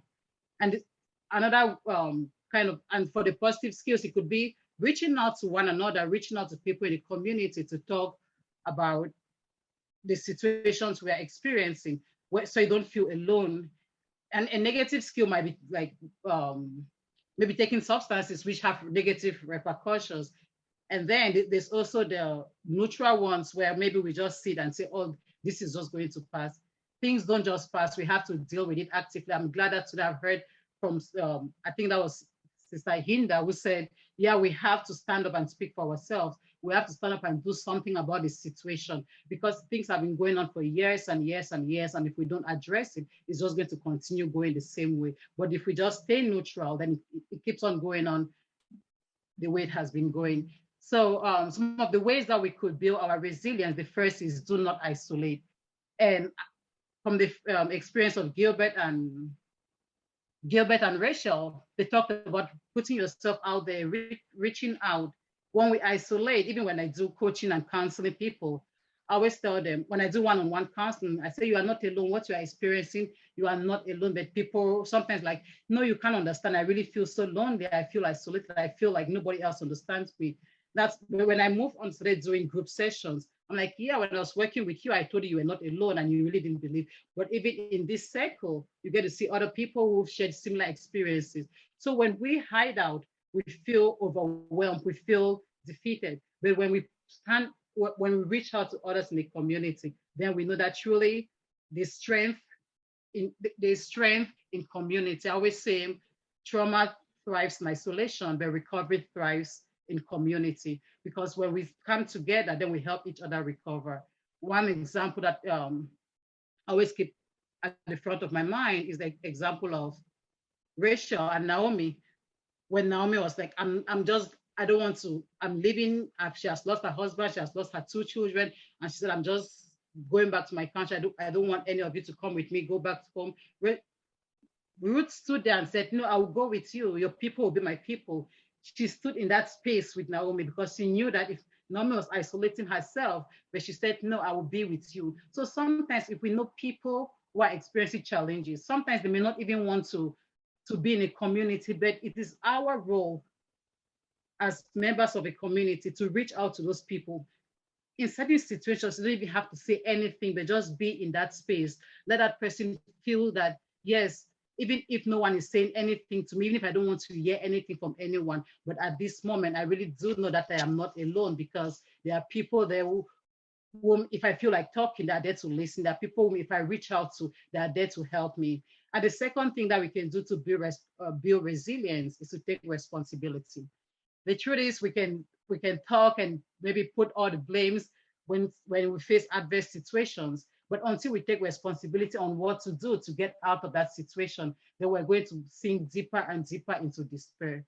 So, and even saying taking responsibility, as someone who has worked in the field of community mental health for over 7 years now, I know sometimes someone say, okay, you're telling me to take responsibility. Does this mean that what happened to me, maybe the abuse or the oppression, is my fault? No, it is not your fault. And I always emphasize that it is not your fault that this happened to you. And I'm so sorry that you had to experience that.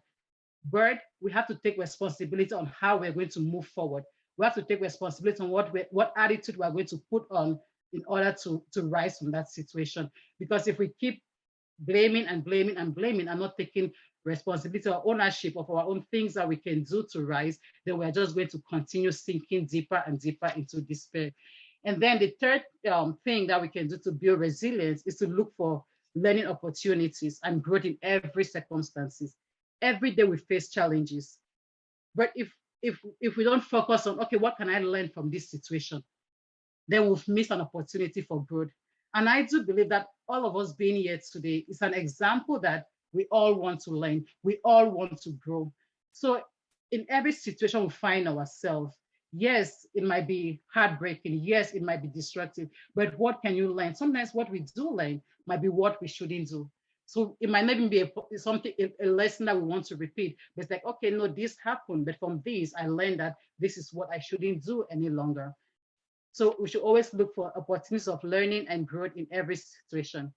And then the next one is to believe in ourselves. I'm so glad that I've got to hear from so many inspiring speakers earlier on. Even I can say even Mrs. Rebecca, who put this event together today, if she didn't believe in herself that she can rise and do something, rise and do something to empower African women, then this will not be here. So we all have those skills and those abilities that God has put in each and every one of us.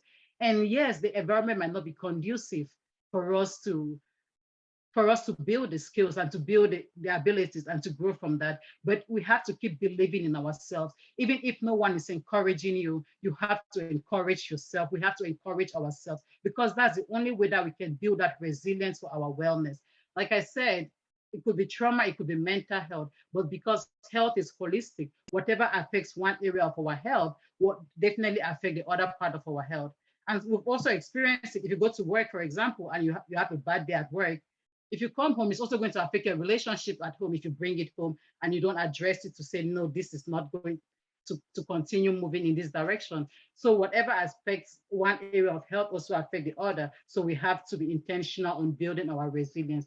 And then another thing that we could do is to learn to listen to our body. I was so glad when Teresa talked about what she does in somatic movement, because trauma and even mental health challenges, it gets stored in our body. And so we have to be intentional on what we're going to do to move forward. And that part of that could be listening to our body, which let's learn to listen to when we know we've done so much and we need to take that time to rest. And let's learn to listen to when we need to see a doctor. Our brother, Mr. John Leke, he shared how he sees his doctor every year for checkup. Let's listen to our body. I know that, yeah, at this time, this is what my body needs. It could be to give the body a certain amount of food at a certain time, or the rest that it needs, or the medical checkup. But then we have to always do something to listen to our body. And then the last point I want to touch on is that we do have a choice. Sometimes when we feel like we don't have a choice out of a situation, then it might seem the sky is falling down on you, or the ground is opening and just swallowing you. But know that you don't have to do things. You have a choice. When we change our mindset from I don't have to, but I choose to, it's actually a place of liberation. Even everything I've said and everything we've listened to and every other speaker that has spoken before me, no one is going to make you do anything. You have a choice. You don't have to do it, but you can choose to do it or not to do it. So thank you so much for listening to me today. And thank you once again to the organizers of this event. It's really very enriching and empowering. Thank you so much, Manyi, for the great presentation. We appreciate you. That was so much great information that you shared with us. So empowering and so enriching. Thank you so much for that great presentation. Hi. Okay, good evening, everyone. I'm Micheal Moore. I am of African descent, obviously. I'm from the Caribbean, so a lot of things I'm learning, and I'm so, so grateful, so appreciative of this, because with my upbringing and in a colonial system of education and a media that is controlled by colonialism, we don't get to see a lot about Africa. And actually, we don't even get to see anything that is good or enlightening of Africa.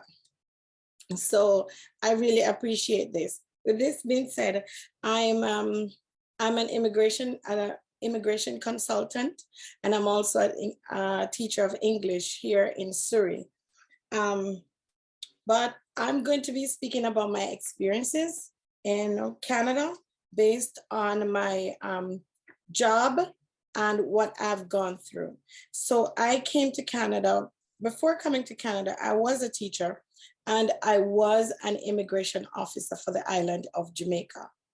So coming here, I became a licensed consultant, one of the people that immigration officials really do not like.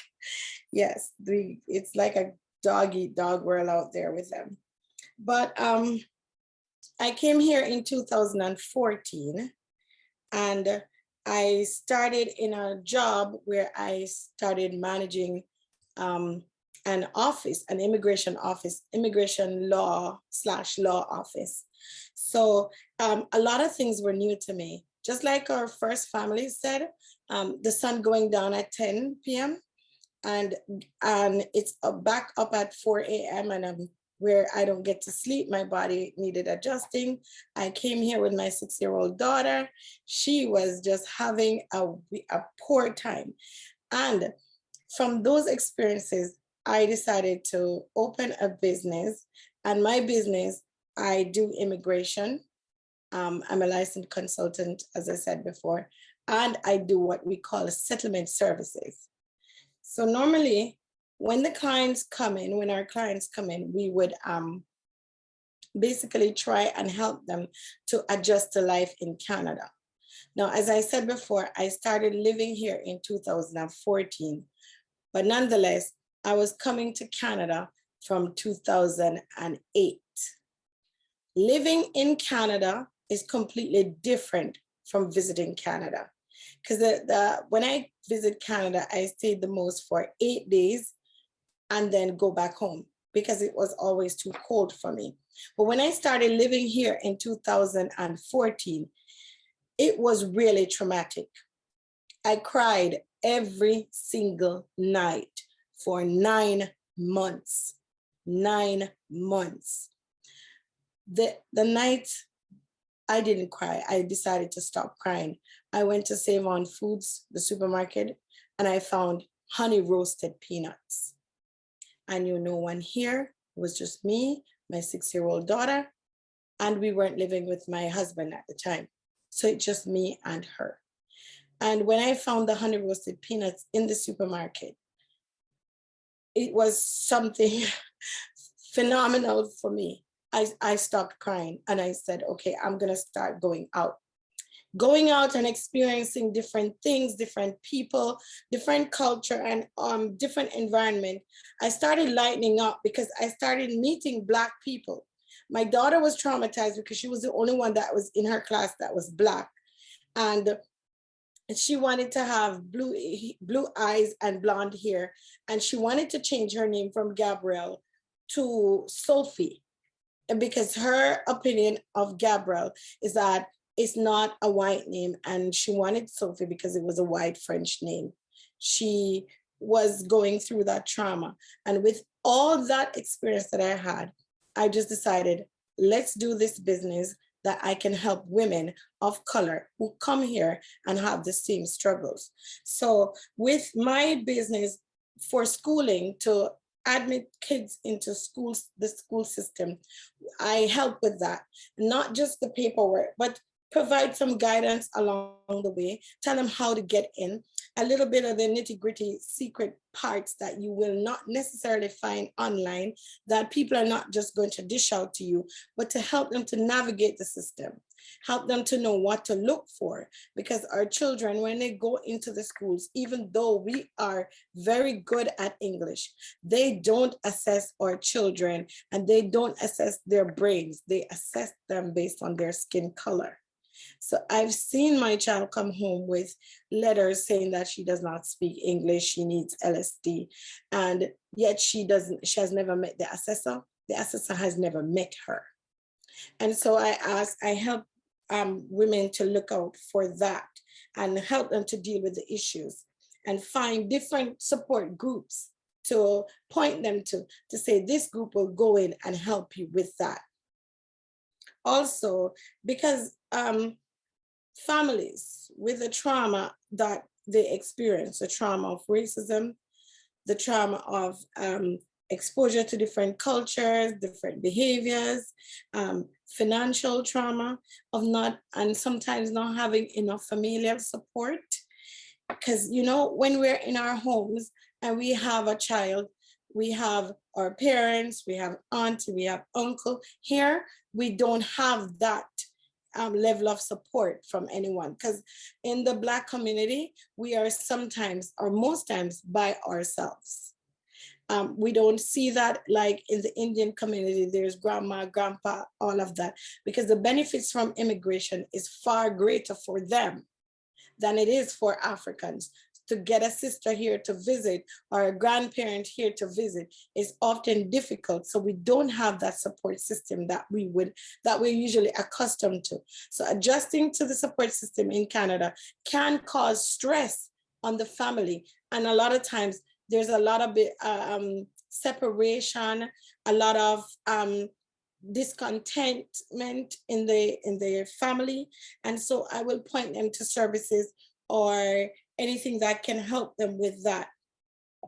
Also, for me, for finances, I tend to find people who are of our descent in these fields and point them to it. So I'll find insurance agents that will help them with RRSPs, RESPs, insurance, financial counseling, etc. Also, for like the family benefits for counseling, for family counseling, we also point them to different direction, different counselors that represents. Because I remember one time I had to go for a counseling and I had to see a counselor or family, and we walked into the room and it was a Caucasian from the Netherlands, and he understood nothing about us and we didn't understand anything. And I really was not appreciative of me walking in the room and he's saying, Wagwan, Irie, Jamaica, Irie. And I'm like, oh, so you did your research and you have a whole stereotype thing going on and you don't really know us. So finding people like Manyi or people who are familiar with the culture and can guide and help the families, we help to go through that with them too. And it is very important. It is very important because if you're not well spiritually and mentally, believe me, physically, you are gone too. I also try to help with job hunting, resume writing, because believe it or not, your resume, the simpler it is, it's easier for you to get hired here in Canada, right? So we look at that. And also, I would try to recommend good doctors. When my daughter was born, she was born in 2015, she was rendered blind. She was, they said she was blind. The doctors said she was blind. And we had to get so many second opinions, and they were all from white doctors, until I found a doctor from Uganda. He's Indian, but he's Ugandan. And he was able to find what they call the red eye in the babies. Because I'm like, my child is not blind. They're like, they can't find Izzy's red eye and she might not be seeing. But yet Izzy's following me all around the room. And I'm going to all these specialists and I'm like, do not touch her. Please do not operate, do not touch her. And I was lucky enough, I prayed, and I found this doctor from Uganda in Abbotsford. He's Indian, but he's Ugandan. And he was like, oh, it is just a different color from all the other colors, that the red eye would be red or pink in a Caucasian child, but in a Black child, it would be orange. And so it is something that is different that they don't know. We have different medical issues that our kids are not are diagnosed with, and we have to look out for that. So when families come, I try to just give them the guidance and tell them, hey, this is what you may encounter, and this is what you may not encounter. So we go through that. And we try to find solutions for everything. We don't have the solution for everything. But one thing that I will say for the solutions that we go for that can be used for all the trauma that we experience is the first thing, we have to start respecting ourselves respecting each other. And when I say respect, I mean just having concern for the other person, because that's what respect is. Just having concern for the other person. We see people every day and we know that they go through this, but a lot of times it just takes a little bit of kindness. I hear one presenter says that when they see someone, they look away, they don't say. The minute, sometimes just good morning or just a smile, it makes that person day, because as another person of African descent, they are going through enough trauma. And we can help each other by not adding to that. Another thing that I will say too, with respecting, is respecting each other's business. I, for one, I try to live instead of telling. I try to live through an example. So I'm always supportive of the Black community. I will never purchase anything from another entity if I know that there is a Black person or person of African descent selling that. Of course, yes, we get here products from Walmart. It might be a little bit cheaper, but there's African Superstore. And we have to build each other up enough so that we are strong enough. When we are strong enough, we can always support our communities, because we can't go there and say, oh, I'm not buying because the price is cheaper or elsewhere. And then that person is not built, is completely broken. And then when you're in need of help, that person is not strong enough to help you. So we have to learn how to build each other, support each other, and try to see things not through our limited little scope, because when we see things through our limited little scope and not factoring everything that you're experiencing, that the other person might be experiencing, we're seeing it through our trauma. And when we see it through our trauma, there's no solution. We can't see past our pain. And that's what we show a lot of times. We will show the hurt, we'll show the anger. And every time we'll just see that and nothing else. And all they will see is that we're hurt, we're angry, we have no talent, no brains, nothing. They will only see that. So one of the solutions, I think, start respecting ourselves, start trying to look beyond. I mean, it's not easy for me to just say, look beyond your trauma. There has to be steps taken to get past this stage, but it is happening, it will happen. And we cannot continue doing the same thing every year, every day, and expect a different result. So we have to start looking at the parts of us that we need to fix first, and then we move out there to fix the rest of the world, to see us how we truly are and who we truly are, because we are great. And we are Earth. And that's all I have to say for today. Just stay great. Thank you. Thank you so much, Micheal. Thank you so much, Sister Micheal, for sharing such a great insight of your own story and helping us to realize who we are. Thank you so much for a great presentation. We appreciate you. Thank you so much.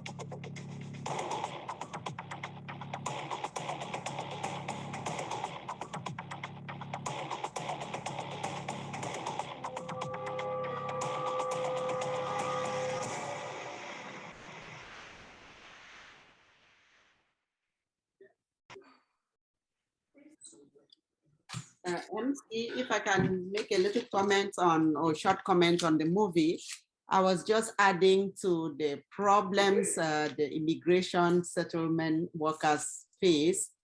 You see the trauma, the horror, the fear that the immigrants get right at the borders before even coming into the country to receive counseling and settlement advices and to be able to integrate into the community. It is difficult. So they really have to be strong when they receive these people to help them to be able to settle. That's why I wanted to add this short movie to her presentation. Thank you. Mami, for bringing that insight. Yeah, it was a great short clip to watch in regards to the kind of fear that the immigrants were facing. You could see that, okay, there's so much fear in it, but it was a great insight. Thank you so much. And the word I'm going to speak to you is from my father, Mr. Rukoza, the son of Mr. Tinampola.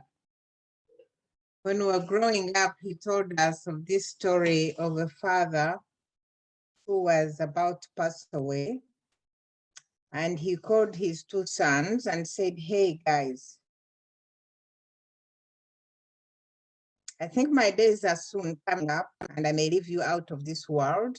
So I would like you to go and make holes for yourselves. And the sons were like, make holes, I mean H-O-L-E-S.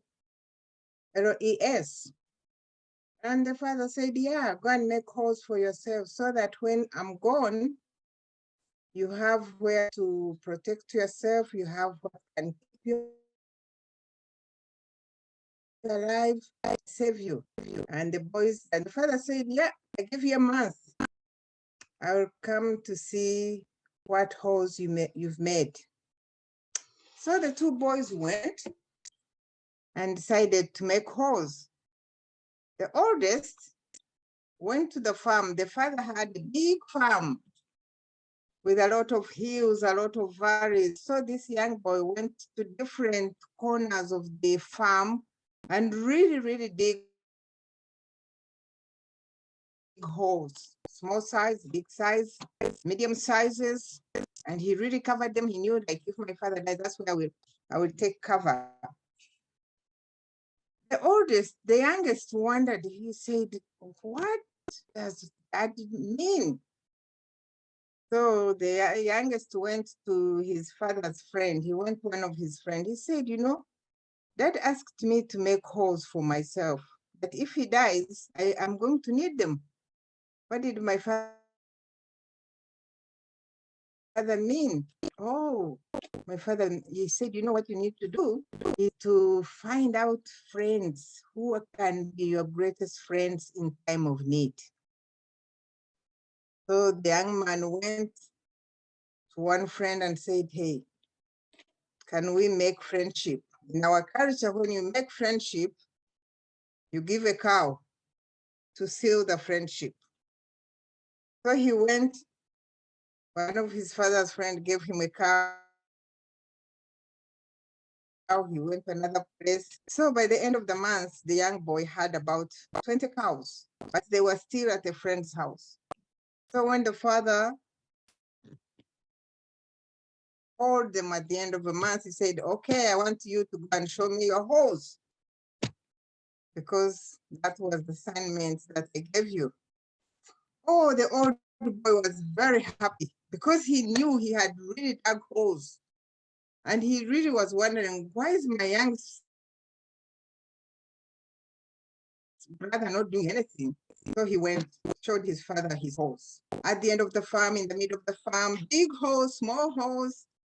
The father looked at him and said, okay, thank you, son.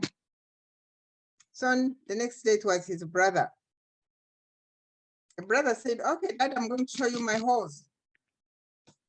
So the boy, in the long and the short, the boy took him to all his friends and showed him the cows that were given to him. So at the end of the day, he called them in his house. He said, you know, children, you grew up together. I brought you up, but I can't make you.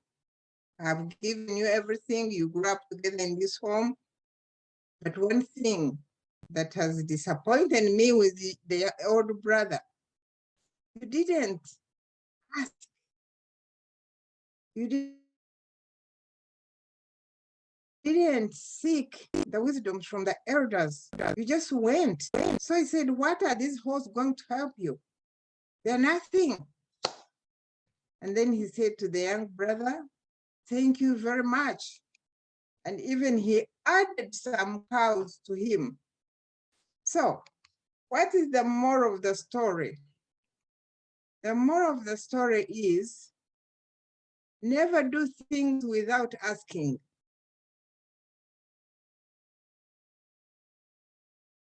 And if you want to get good information, get it from the people that you know they have it, who are respected, who are knowledgeable.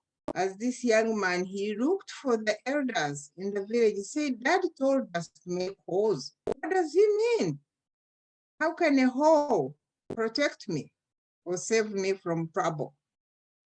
So my friends, brothers and sisters, as we are here in this new land, try to make friends, because they're friends, really good friends, that will help you when you're in trouble. And in this new environment, they're Chinese, they're Caucasian, everybody can be a friend. It's how we approach them. It's how we use our given African wisdom. Remember those stories that your parents told you. Don't forget them. They will help you in this land, and you'll become a great person, because when you're wiser, you can rule the nation. Ending with one of the proverbs in my language, they also say, wisdom in real translation, it says wisdom eats power. So if you have wisdom, you can overcome any power that is in front of you, whether systematic, whether systems of racism, with poverty, you can overcome any impediment if you use your natural wisdom. As my father used to say, that you can go through the school and the school does not go through you. And what will help you is that wisdom. Thank you so much and have a great evening. Thank you so much, Mommy Margaret, for that great insight on wisdom. It is true. Even the Bible says wisdom is the beginning of all great things. Thank you so much, Mama. You nailed it. We appreciate that story. It was nice to hear such a nice, inspiring story. Thank you. I'm back again. My name is Nektis, and I am running a school, Hibret Amharic and Cultural School Society. It is basically, we teach Amharic, one of the national language in Ethiopia. And the main thing is that we want to empower young Black Ethiopians and anyone, in fact. It is the open school, anyone can join. And just to learn about African culture, one of African cultures, I just teach what I know. It is one of the Ethiopian language and some cultural dances and music. And in fact, we have an event next Saturday, the 26th, just representing again Black History Month. And our kids are presenting well-known Black people around the world. And we have Ethiopian dance and other things. So you all are invited. The event is for free. It's just to come and enjoy the event, and we have refreshments. It is in Vancouver Art, Moberly Art and Cultural. Okay, so we have an event just to present Black History Month, African Heritage Month, and just to talk a little bit about the well-known, the life-changing experience that had in our life, the Black people in North America, around the world, and our students are actually talking a little bit about it. And then we have Ethiopian dance to be presented, and also I'm inviting some speakers to come and present our culture, African culture. So you all are invited. The event will be happening at Moberly Art and Cultural Center. It is in Vancouver, and all the address and the brochure is with Margaret, so she can share it with you all. And my email also is shared by Margaret. So yeah, so you all are welcome to come and join us. Thank you. Thank you so much for the great invitation.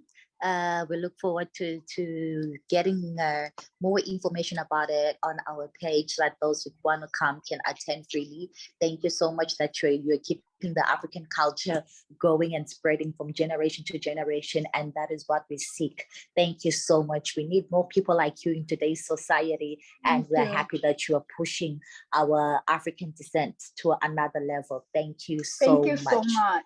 Thank you. Thank you. Since one of the previous guy who have talked about United Nations and the Canadian embassies that are located in different countries, that are not located all over the countries, and whereby HAPA have suggested that we have to know that NDP, if I go for the political side in here in Canada, NDP is the typical traditional for white privilege. It's not the Democrat is what have allowed us to be here. So for him, he have actually blocked a lot of things from African countries, according to what I have studied from the university. And the other things that I would like every African to know, the G7 or G5 or G3, or now as it's a G20, the G's, it has gone all the way to 20 because the African countries to have their own chairs in the United Nations, or to have their own position in the United Nations. Because before, a white privilege used to speak for them, but now there was a open door that was for them. By then, what happened? Who benefited for this G20 is the Western world, especially the country that we are today, have taken one of the biggest position for 119 seats, and each one of it's a 96 or 93 seats for the United Nations. So, and the African communities have still remained the same where they are. And in order for them to have their own presenters to be in the United Nations, already the white privilege have went into it, a lot of it. So we don't know how long will this has to continue and how open-minded they are, the African countries, and how many rooms are open for them. But that's what's going on in the United Nations, and that was something in the previous have gone on not only Canada and many other Western world was more involved, especially the British and the French. So we have to keep in mind that. And then what do I call the sister that have talked about the trauma of the immigrant people also having, and that's also get affected by the immigrant workers. I am here as an immigrant workers, especially for the refugees. And we are all affected in a mental wise because we care. If we don't care, we could be like some of the people who just write papers and just throw everything and they go home and they're okay. But for us, sometimes everything, it really reflects in our mind. And I have been going through a couple of trauma like that for quite some time, where I had some kind of overseas contract, and it was a very hectic that I have never thought something like that really exists in our African countries. By then, if it was not me, I don't know who else could stand there and do the services that I did. And we need to be strong, and we need to take positive, because what we are doing is sometimes it's something that really really does hurt us a lot in a physical and mentally, in our families, everything that affects everyone that is close to us, it really affects a lot. But the more we share, the more we talk, is better. Although some of the information we cannot bring in open, because confidentiality also it matters. And thank you. Have talked about what do I call about the immigration that I had. I have been stopped like almost everywhere as a university program that I was going through different country. They had to ask me like, where did I get even the ticket? And I asked them like, what do you mean? I am a 19 years old, did I stolen anything from you? And they had to ask me who pays my study? Where did I get the ticket? Who cut for me? I say, this is my card and this is where my ticket come from. So, and I don't know how many people have been asked such kind of question after how much you pay. I said, you know what? It's very bad for us to say what we have in our pocket. So what do you want?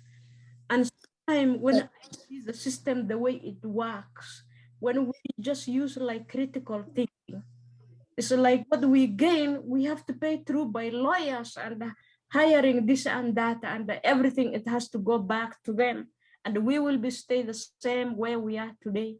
And that kind of level, it will continue.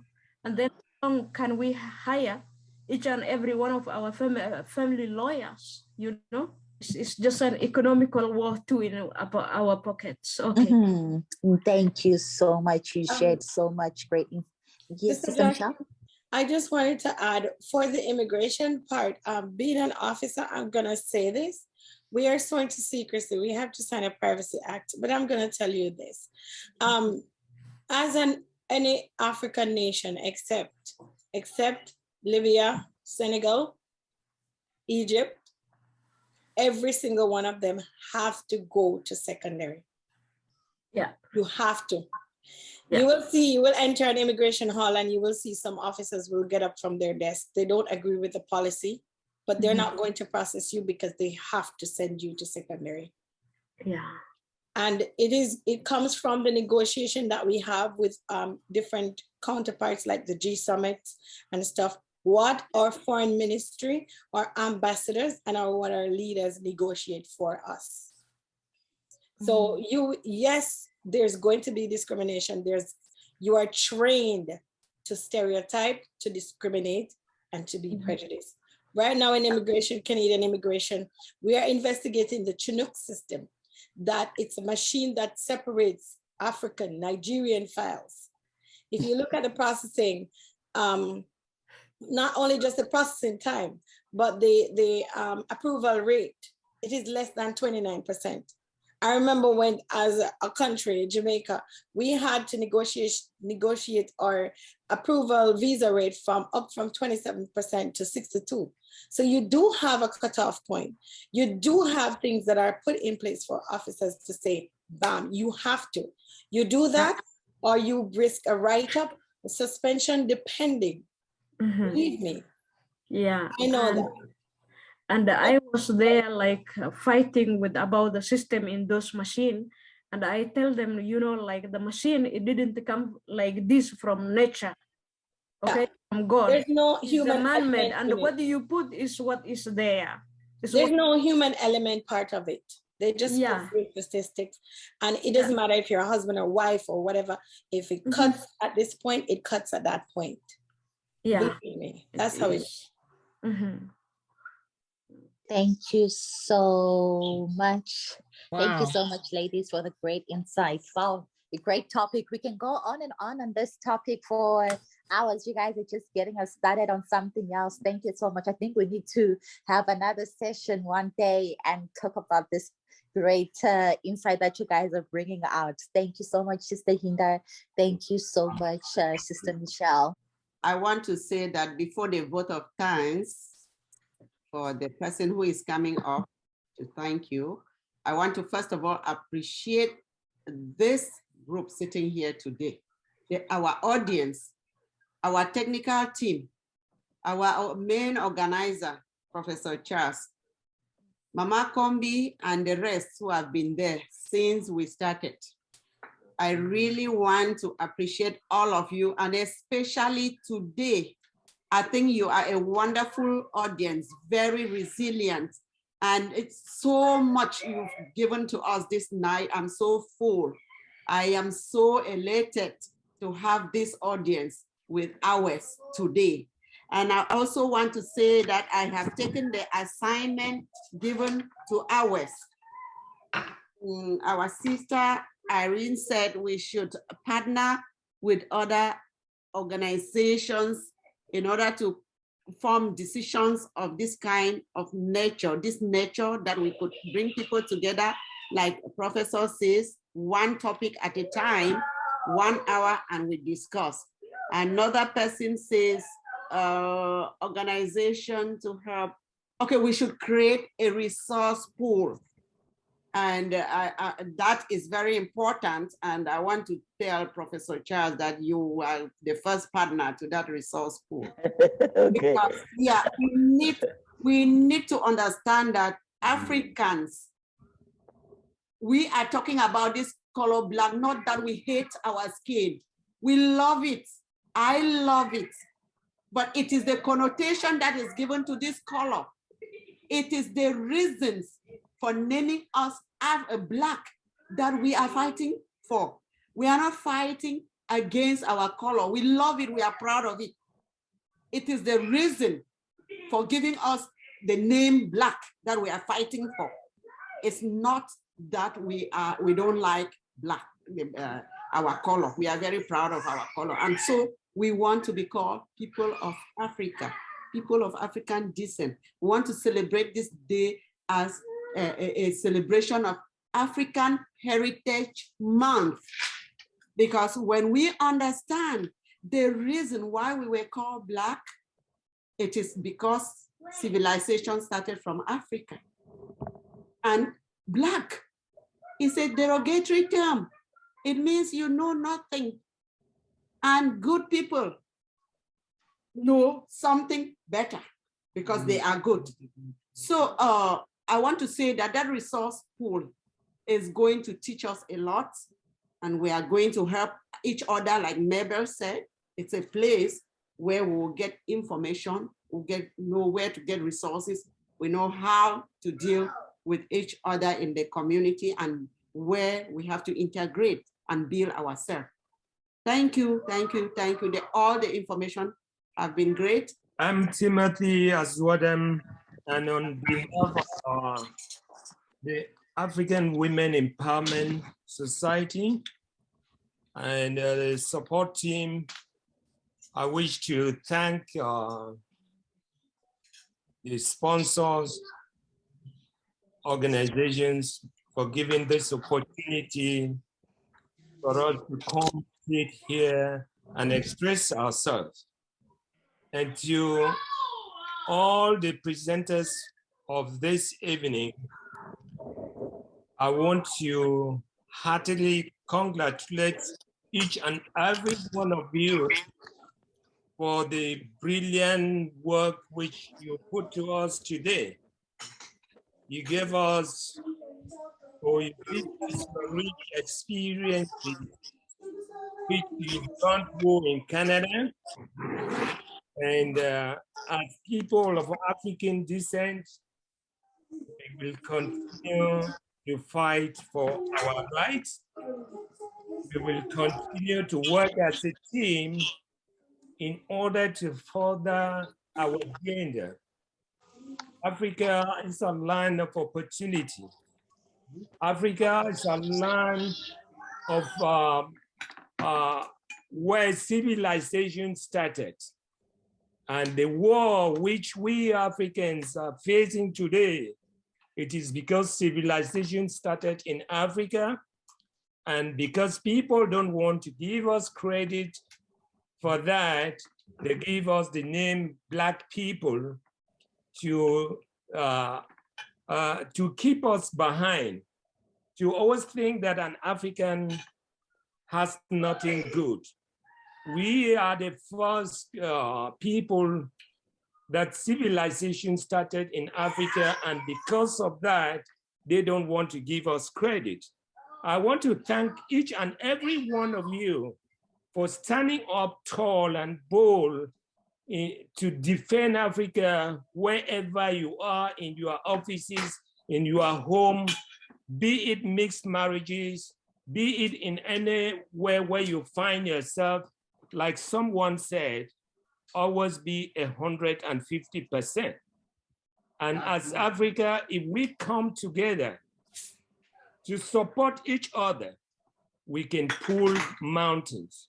And we have to make this happen for the next generation so that our children will have something to refer to us as their heroes of the time. So thank you for coming and spending all this time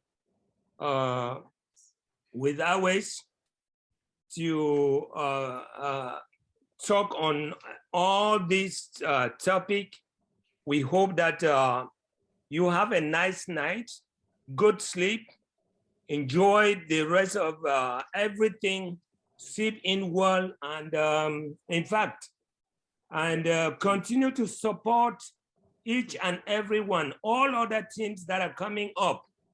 Please, I want to ask all the AWES members to continue supporting every other organization that is going to come up to present in this Black History Month, which is called African Heritage that we're fighting for. So it would be nice. Thank you so much. I thank everyone. Have a good night. Thank you. Thank you so much. Thank you so much, Daddy, for that nice vote of thanks. And one more time, we just want to thank everybody that has taken that time off to join us today. As always, we appreciate every one of you. Have a great day. Have a great evening. As we go, we're just going to watch a nice, if you want to go along and dance as we and I want to thank. Sorry. I'm so sorry. I want to thank the MC for such a wonderful job. Nobody thanked you, so I'm going to thank you, all right, for such a wonderful job. And I also want to say that I like the way you're calling everybody auntie, daddy, and so forth and so forth. That's what I've been training my children to do, right? So you are very well trained. Your parents deserve plaudits for training you to be a good obedient, nice lady. Thank you so much, Prof. You took it from my lips. Oh, I wanted to appreciate her because she is like this with a little baby. She's a nursing mother. Okay. Yeah, it's just a newborn baby who is just about 3-4 months. Wow. She's so strong. She's sitting there. She's been up and down with the baby, and everything has been going on so smoothly. Really I beautiful. really like to want to appreciate Jackie. Yeah, that she is wonderful. She is a wonderful woman. Excellent, excellent. Thank you so much. And Professor observed it. So let's have our music, Jackie, for item 11. Thank you, everybody. I will now be playing our music. You can exit whenever you want to. Big shout out to our MC, our organizers, and our CEO. This was an amazing event, and shout out to everybody who's a member of AWES, and I encourage everyone just to continue working together. Have a good evening, everybody. Thank you. Thank you. Thank you very much. Have a good evening.